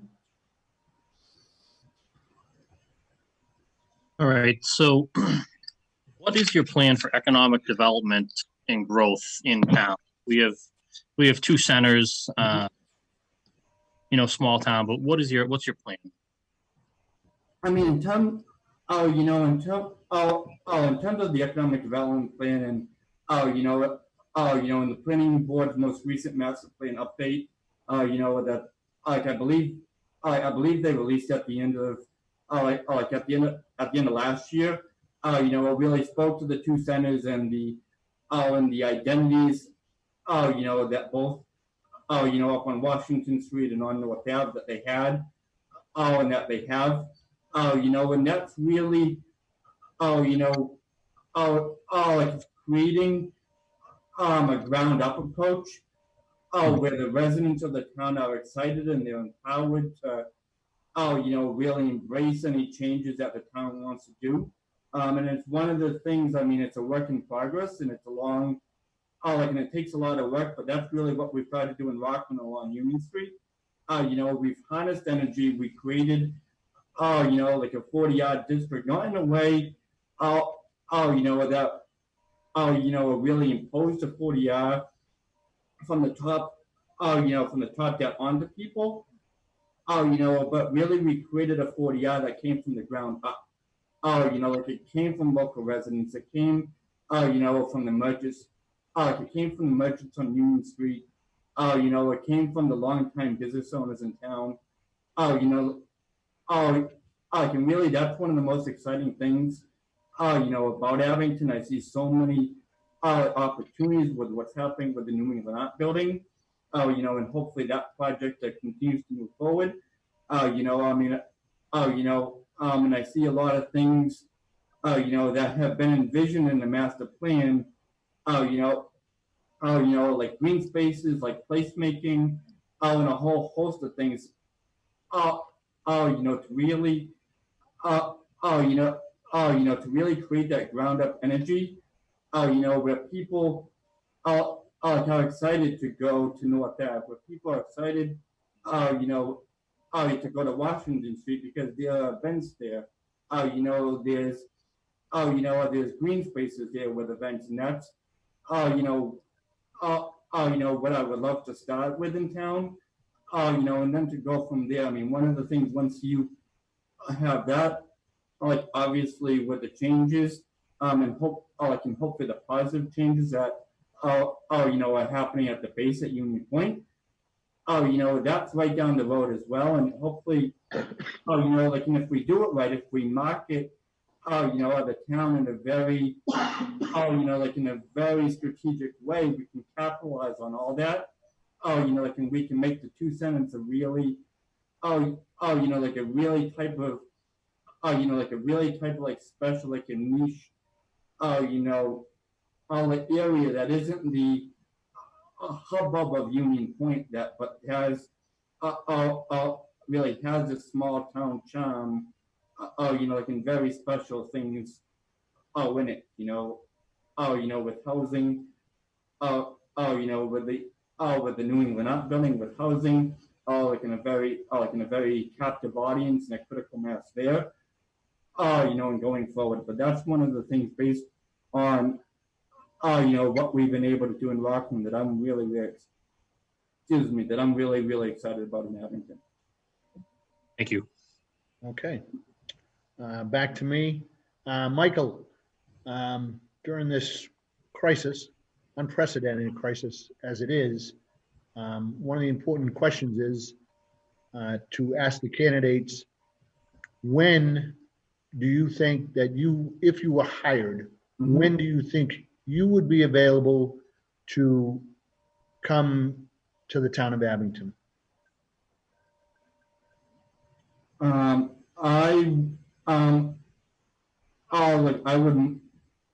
would most likely be available, give or take, probably the first part of May. Like understanding that up, and I mean, based on the environment, that we're in. I mean, we all have obligations with budgets and everything else. What I mean by the 1st of May is I would have, I would be available to start in Abington, around the first part of May, but, if we could work something out where I can really finish the budget process, for the county based on the, frankly, the up in the air time frame, that exists to finalize the county budget right now. I mean, I think, and I would hope there could be, a little bit of flexibility there so I could jump in, and get acclimated to the Abington role, and also, hopefully be able to finish up all the things like and close out the budget and other, projects and other things that I'm working on for the county right now. Okay, and Ken, I believe, correct me if I'm wrong, you had a follow-up question to that question when I asked the other two candidates. I do, Mike.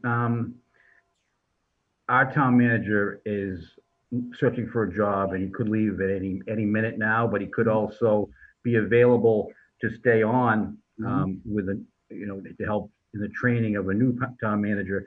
I just wanted to check to see if you would be okay with that, if the opportunity arises, or if you would feel threatened by that. It sounds to me like, well, I won't answer the question for you, but that's the question. Would you be okay with that?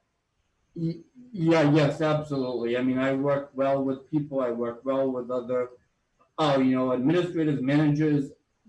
Yeah, that's not a problem at all. That is something I'm very able to do. I'm not the type of person to feel threatened, or to have any type of ego or anything like along those lines. I work with everyone, and to answer your question, yeah, that is not a problem at all, Mr. Coyle.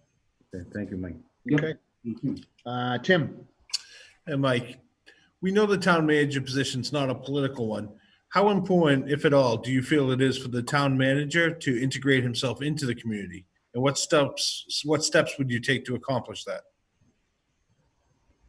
Yeah, yes, as I mentioned earlier, really, I think the foundation of a successful, a town manager really relies, on immersing, oneself into the, into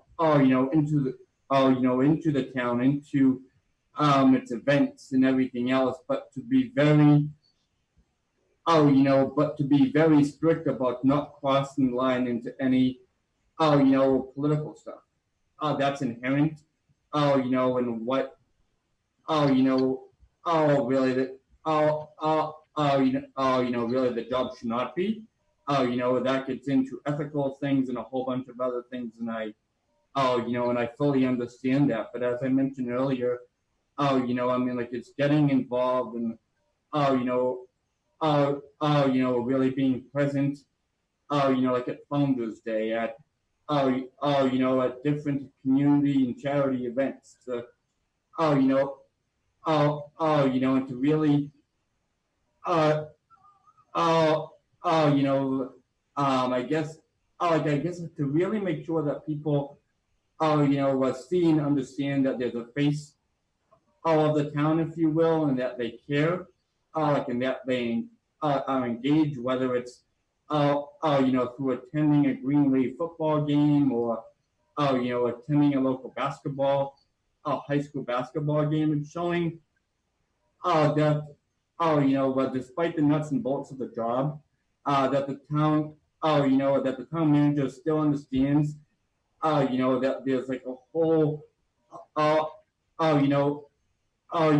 families, there are residents, there, there's a whole community that, he or she is working for, for their mutual benefit. Thanks, Mike. All right, Tim. Thank you. Ken? Abington is facing some issues in the very near future, and you probably touched upon some of them, but one of them that you may not have touched upon is probably within a year, we're going to have to do a new trash contract, and the cost for recycling are just skyrocketing. And also in the very near future, Abington's going to have to get a new police chief. Do you have experience in this sort of stuff? In terms of hiring administrators, yes, absolutely. And going through those processes in a very, in a very transparent and fair, and open process. Unfortunately, but maybe fortunately, we had to do that, in Rockland a lot over the last year and a half. And what I really appreciate about that process, is that we used a very, very challenging time, and we turned it into an opportunity, to really create, a much more healthier culture, an atmosphere, where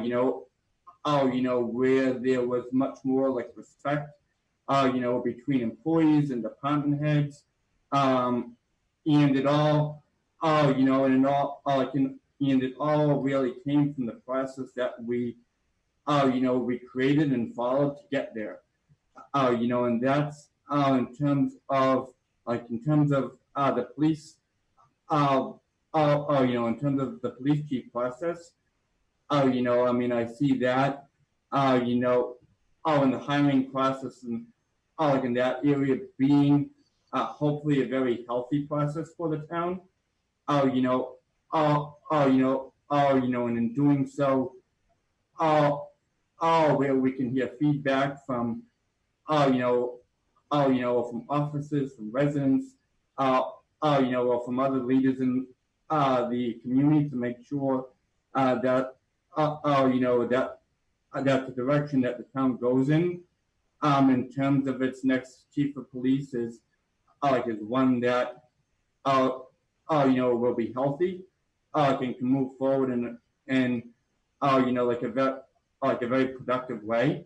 In terms of the trash, in terms of the trash contract, we're going to be facing the probably the same exact thing in Rockland. And to be honest with you, I have experience, in negotiating in trash and refuse contracts, but I am, very well versed, like in purchasing and, the procurement laws, and, that's not something that, that intimidates me or anything. I mean, like at the end of the day, we have to look at and work towards what will be the best deal for the town, like in its residents. Thank you, Mike. Okay, Thank thank you. you, Jim. Yeah. Mike, I'd like to know if you have any experience with the construction of municipal facilities, and if so, can you explain your role in it? Yes, in the county now, we have worked with the MSBA, and we have an accelerated repair project now for buildings that is ongoing at the Norfolk County Agricultural High School. That I was, one of the things that I led in that effort. Was going through a process where we got the bond authorization and the approval. When we went out to the market to get the financing for that whole project. And that was something that I started this past August. And we just wrapped up and got our final approval on in January. And, and now we're going out to bid for the first part of the project. I know in Abington, the fire station feasibility study is a very big issue. Number one, for the age and the structure, of the existing two stations, but also for, the health and safety in the room, and the lack of zones, and everything else for the current firefighters. And that is a very big issue. And, and actually in Rockland, we're envisioning, really doing the same thing. And I've sat on the fire station building committee, as a member there, for the last, I think, 2.5 years. That project, based on, the issues we've had to face in the last 2 years or so, has been on hold. But, but nonetheless, it does really remain a priority because, of the outdated infrastructure, but also even more importantly, for the health and safety and the environmental health of our firefighters as well. Thank you. Okay, Kevin. All right, Mike. Once we hire a new town manager, I would like to see them rebuild the budget, or I used the wording earlier, zero out the budget. The new town manager would come in after town meeting, so more than likely the budget would already be passed for the year, would be funded. How far out would you fund that budget, so that you could, rebuild it or zero it out? And how long would you expect to do that? In terms of, as I mentioned earlier, Kevin, I really would want to dig in and see exactly what exists in, in every budget relating, to employees and personnel, relating to expenses, and the like, to really understand what the real budget, and what the real expenses really are. And that, and that takes a little, and that takes a little bit of time. But to do that, then, and and if you do it right, you're also looking at revenues at the same time. Uh, and really looking at forecasting out, what the existing expenses are, and how they relate to what you, you know, would be able to forecast as revenues, in the following year and even in the next 5 years, because we can, dive into and solve an issue for a year, and not have any idea if there's an issue lurking, really 3 or 4 years out without doing that 5-year forecast. And that's one of the things, as you mentioned, I would really want to get a hold of at the outset. And also the Commonwealth through the Division of Local Services, they actually work, they actually do a lot of work with the incoming, administrators, and town managers to help, and to provide some backup to independent, really resources to be able to do that, to make sure, that,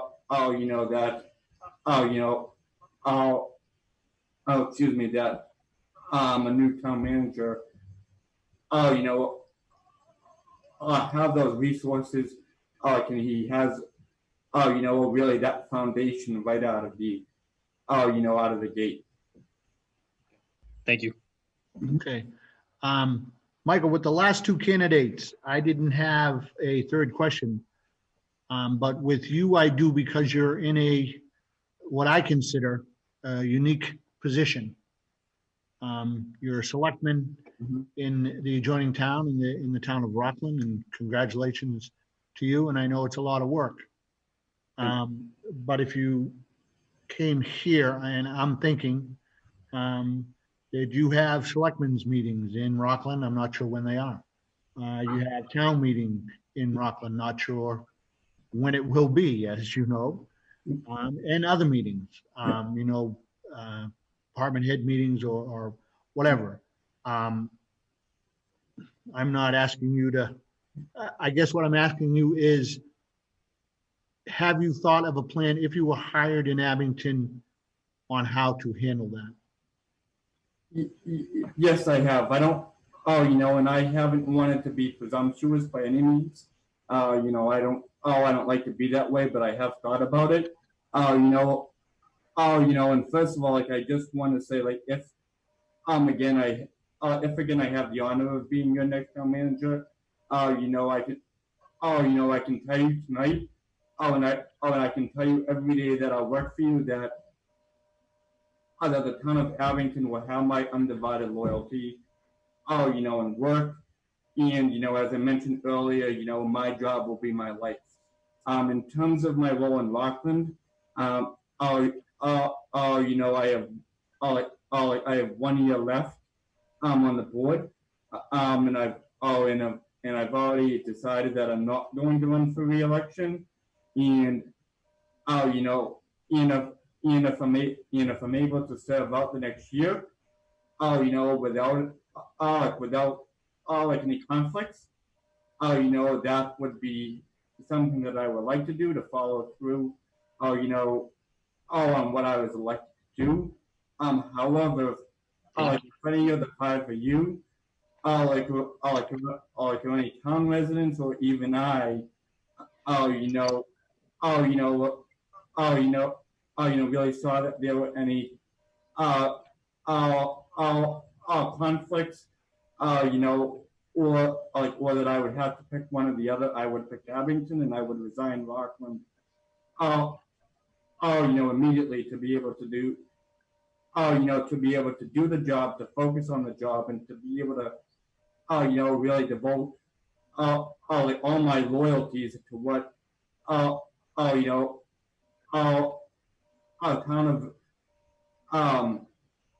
the town of Abington and your board has hired me to do. Okay, Michael, and I apologize. I know that's not an easy question for you to answer, but I appreciate you, one, taking the time to answer it. I know. And I think that's good for all of our selectmen to at least be aware of that. Thank you. Tim, another one? One more, please. Well, Mike, in your current role as selectman in Rockland, you deal with the town administrator form of government. Here in Abington, obviously, you're up for the town manager position. Yep. What do you see the differences as far as working with the Board of Selectmen as being a town manager as compared to what you're used to as a selectman working with the town administrator? I mean, in terms of really the role, of the board, I mean, obviously, as I understand the the town manager, like in Abington, has more, I don't want to say latitude, but, in terms of hiring, but, and different issues like that, there's more, there's more authority and trusted, in the role of like a town manager. However, that being said, how I would approach it with the board really wouldn't change. Really from what I know, and how I've always operated. I mean, it would really involve, seeking feedback, seeking input, having board representation, like involved in hiring, our processes, because I mean, again, I would work for the board, and I think, the board has a very, valuable, like a needed perspective that has, that's really incumbent, on the town, on the town manager to have involved, in all these processes. So, I would have open, open dialogue with the board. I would work with the board. I would seek your input. I would provide information. And it would always be a back and forth. To make sure that everything that I was doing, is really, really reflective, of where the board and the entire town wants to be headed. Okay. Thanks, Mike. All right, Ken, I'm all set, thank you. Jim, I'm all set, thank you. Kevin. I'm all set, thank you. Okay. I believe that is it, right? You want to let him close it out? I'm sorry? You want to give him a couple Close it. minutes for a closing? Oh, yes. Well, no, I'm sorry. I meant questions. Okay. I'll make sure that I went through and, everybody asked the questions that they wanted or needed to ask. Okay, so Michael, I will ask you at this time to present us with a closing statement and let us know why you want to come work for the town of Abington. Alrighty, and and thank you again, Jim McConnell and members of the board. I appreciate, I really appreciate your efforts this evening. I can also the efforts, of the search committee, throughout this process.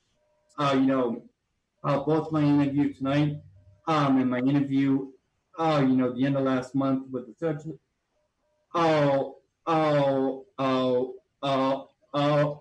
With the search committee reinforced Abington's spirit, in the fact that the town is at a point right now, where it's truly poised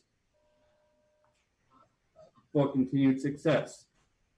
It would be the honor of a lifetime to be able to work for you as the next town manager to lead this work into the future. I truly believe that the skills and the track record that I built in municipal administration, whether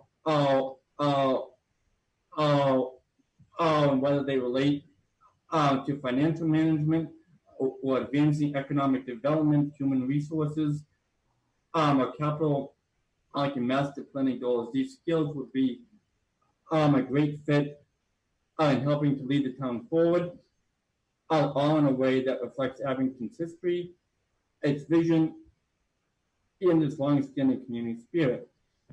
As I mentioned in my letter last week to you, I have a passion for this work.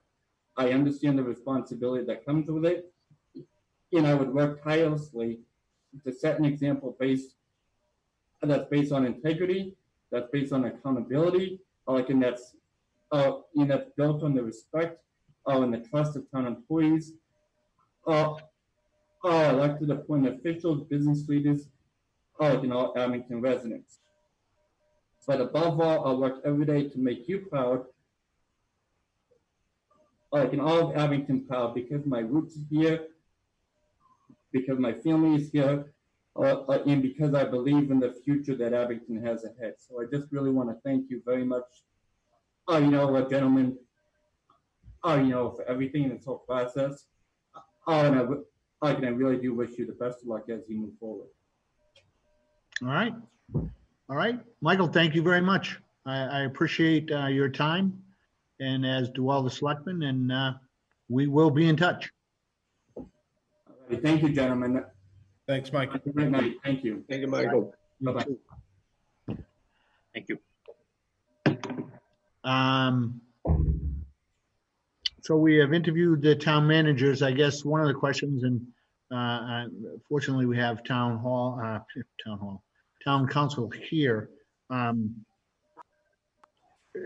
We can discuss what we just witnessed or saw, John, or just a little bit of feedback for not only for me, but for the whole board. Just in terms of the process, we obviously had one candidate who's unavailable tonight. So is it the board's inclination to give him some time to set up another interview date, or? Yes. Okay.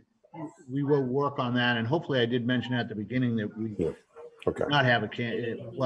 We had one that wasn't showing up. I can't forget, it seems so long ago, but yeah, and we should extend certainly opportunity to him. But doing that, we would have to announce a new interview time and get it on an agenda. Yeah, should have to, the only way you could continue this meeting is if you were going to continue it to a date certain. And at this point, we don't know what the other candidate's health is going to be, so I don't know that you can do that. So you'd have to find out when that person was going to be available and post another meeting. I think it would make sense to do your deliberation after that interview in terms of picking a conditional candidate at that point. Okay, so hold off any discussion that we have on these candidates until we have the fourth candidate. Am I understanding that correctly? I think to do any discussion right now, it could appear that you're prejudicing the person who hasn't been interviewed yet. So I would recommend that you hold off on that. Excellent. Anyone have an issue with that? Not at all. Just a time frame. I mean, I don't think we can go on indefinitely. I mean, can we try to get it by the end of the week? And if, I mean, I feel bad this person is under the weather, but I mean, we have a decision to make. So I don't know what the board thinks on that, but I mean, it can't be indefinitely, a week. Yeah, I think we should set, and I agree with that, Ken, that at least if we don't talk to him by, I would say, Friday or Monday, that, unfortunately, we move on from there. Again, John, what do you think? Schedule a meeting next, I'm sorry, go ahead, John, I'm sorry. No, I defer to you, Mr. Schedule a Coyle. meeting for next Monday night and plan on the final interview and the election process that night. And if he can make it, and that gives him a week. My Yeah, thought. and We could post it. we could interview, sorry. Go ahead, Tim, I'm sorry. We could post a meeting for next Monday night for the final interview in the deliberations and selection of our candidates. And then that way, I mean, if he's able to do it, great. If he's not, then we'll just move on to item number 2, Right, and which would be the selection. the only thing I'm thinking, and this process here is difficult. he may be available before then. Would you still want to just wait until Monday, or do you want me to contact him and see if he's available before? Well, we would still have to wait the 48 hours for the agenda, wouldn't we? Yes, that's correct. I would reach out to him tomorrow and see if he's, available any day this week. Again, but I have to post that on an agenda, and I need 48 hours. Right? Yeah, So the earliest you could really do it would be Thursday night if this other candidate indicated tomorrow that he was available. Other than that, you probably, Monday may be the most practical way to do it I anyway. think Monday's our drop dead day anyway. We can just set it for that. If he can make it, he can make it. And there's no, if we set the drop dead date for Monday and he says, okay, I can do it Friday or Thursday, and then he's not up to it again, and then we're putting it off again. So I If just everyone think is that might fine, be the cleanest way. if everyone is fine with Monday, I'm fine with doing that and getting that posted for a selectmen's meeting. So, Tim, do you agree with that? Monday, okay? I'm okay. I can do whenever you would like. I can do. Ken Coyle, Yep. Jim, Yep, I'm fine with Monday. Kevin? yeah. I'm fine with Monday. Just that is a week into April now, and like it was mentioned tonight. Our town manager is applying places. So that's, if he does get a job, we're cutting as much time off as possible. But I'd be fine with Monday if that's the case. The board wants to follow the board's decision. Okay, then we will work on Monday, work towards Monday. Also, we do have third item on our agenda is discuss extension of contract with town manager Rick LaFawn. But should we move that into executive session to conduct strategy sessions and preparations for negotiation with town manager and to conduct contract negotiations with the town manager pursuant to general laws, chapter 30A, section 21(2). Would we better to do it that way, John? That discussion should take place in executive session.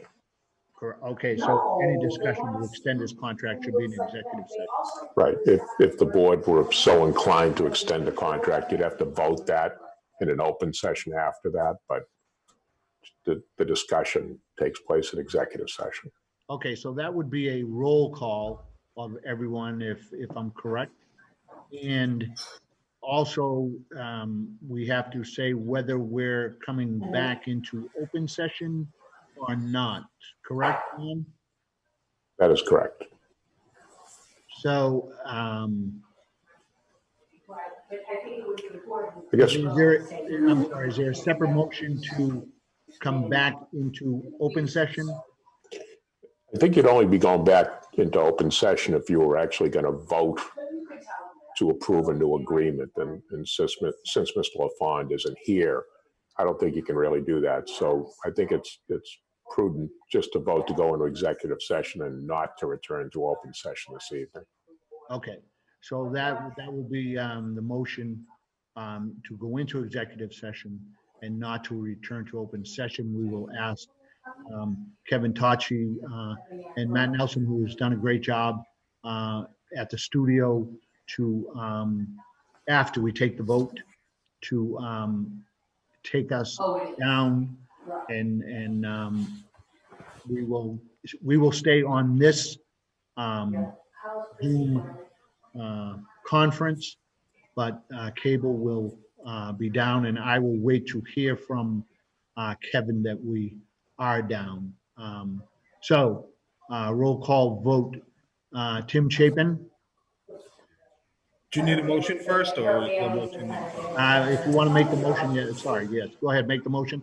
Sure, we can, a motion to conduct, enter an executive session to conduct strategy session in preparation for negotiations with the town manager, and to conduct contract negotiations with town manager pursuant to general laws, chapter 30A and section 21A, A subsection 2, and not to return to open session. And not to return? Correct. Have a second on that, please?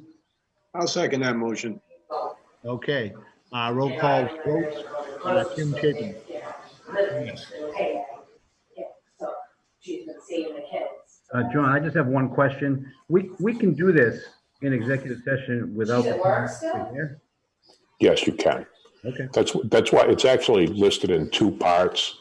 The board is able to talk strategy, what you're willing to do for your role in negotiations. And then the second part is to actually, if you were going to confer with him. okay, but he's not here, so we're really only gonna do one part of it. You could actually conference him in by phone. There's no prohibition in that if you're so inclined. Okay, all right. Thank you. I'm all set then. Yeah. Okay, Tim, I didn't hear Tim, so I want to hear everybody. Tim, Yes. Ken, Yes, Jim, Yes, Kevin, Yes. Tom Conley is a yes. So we will go into executive session. I will wait to hear from, Kevin Pachi that we are down, but I'm going to wait for that message. And I thank the public for their participation and their viewing. And please all be safe.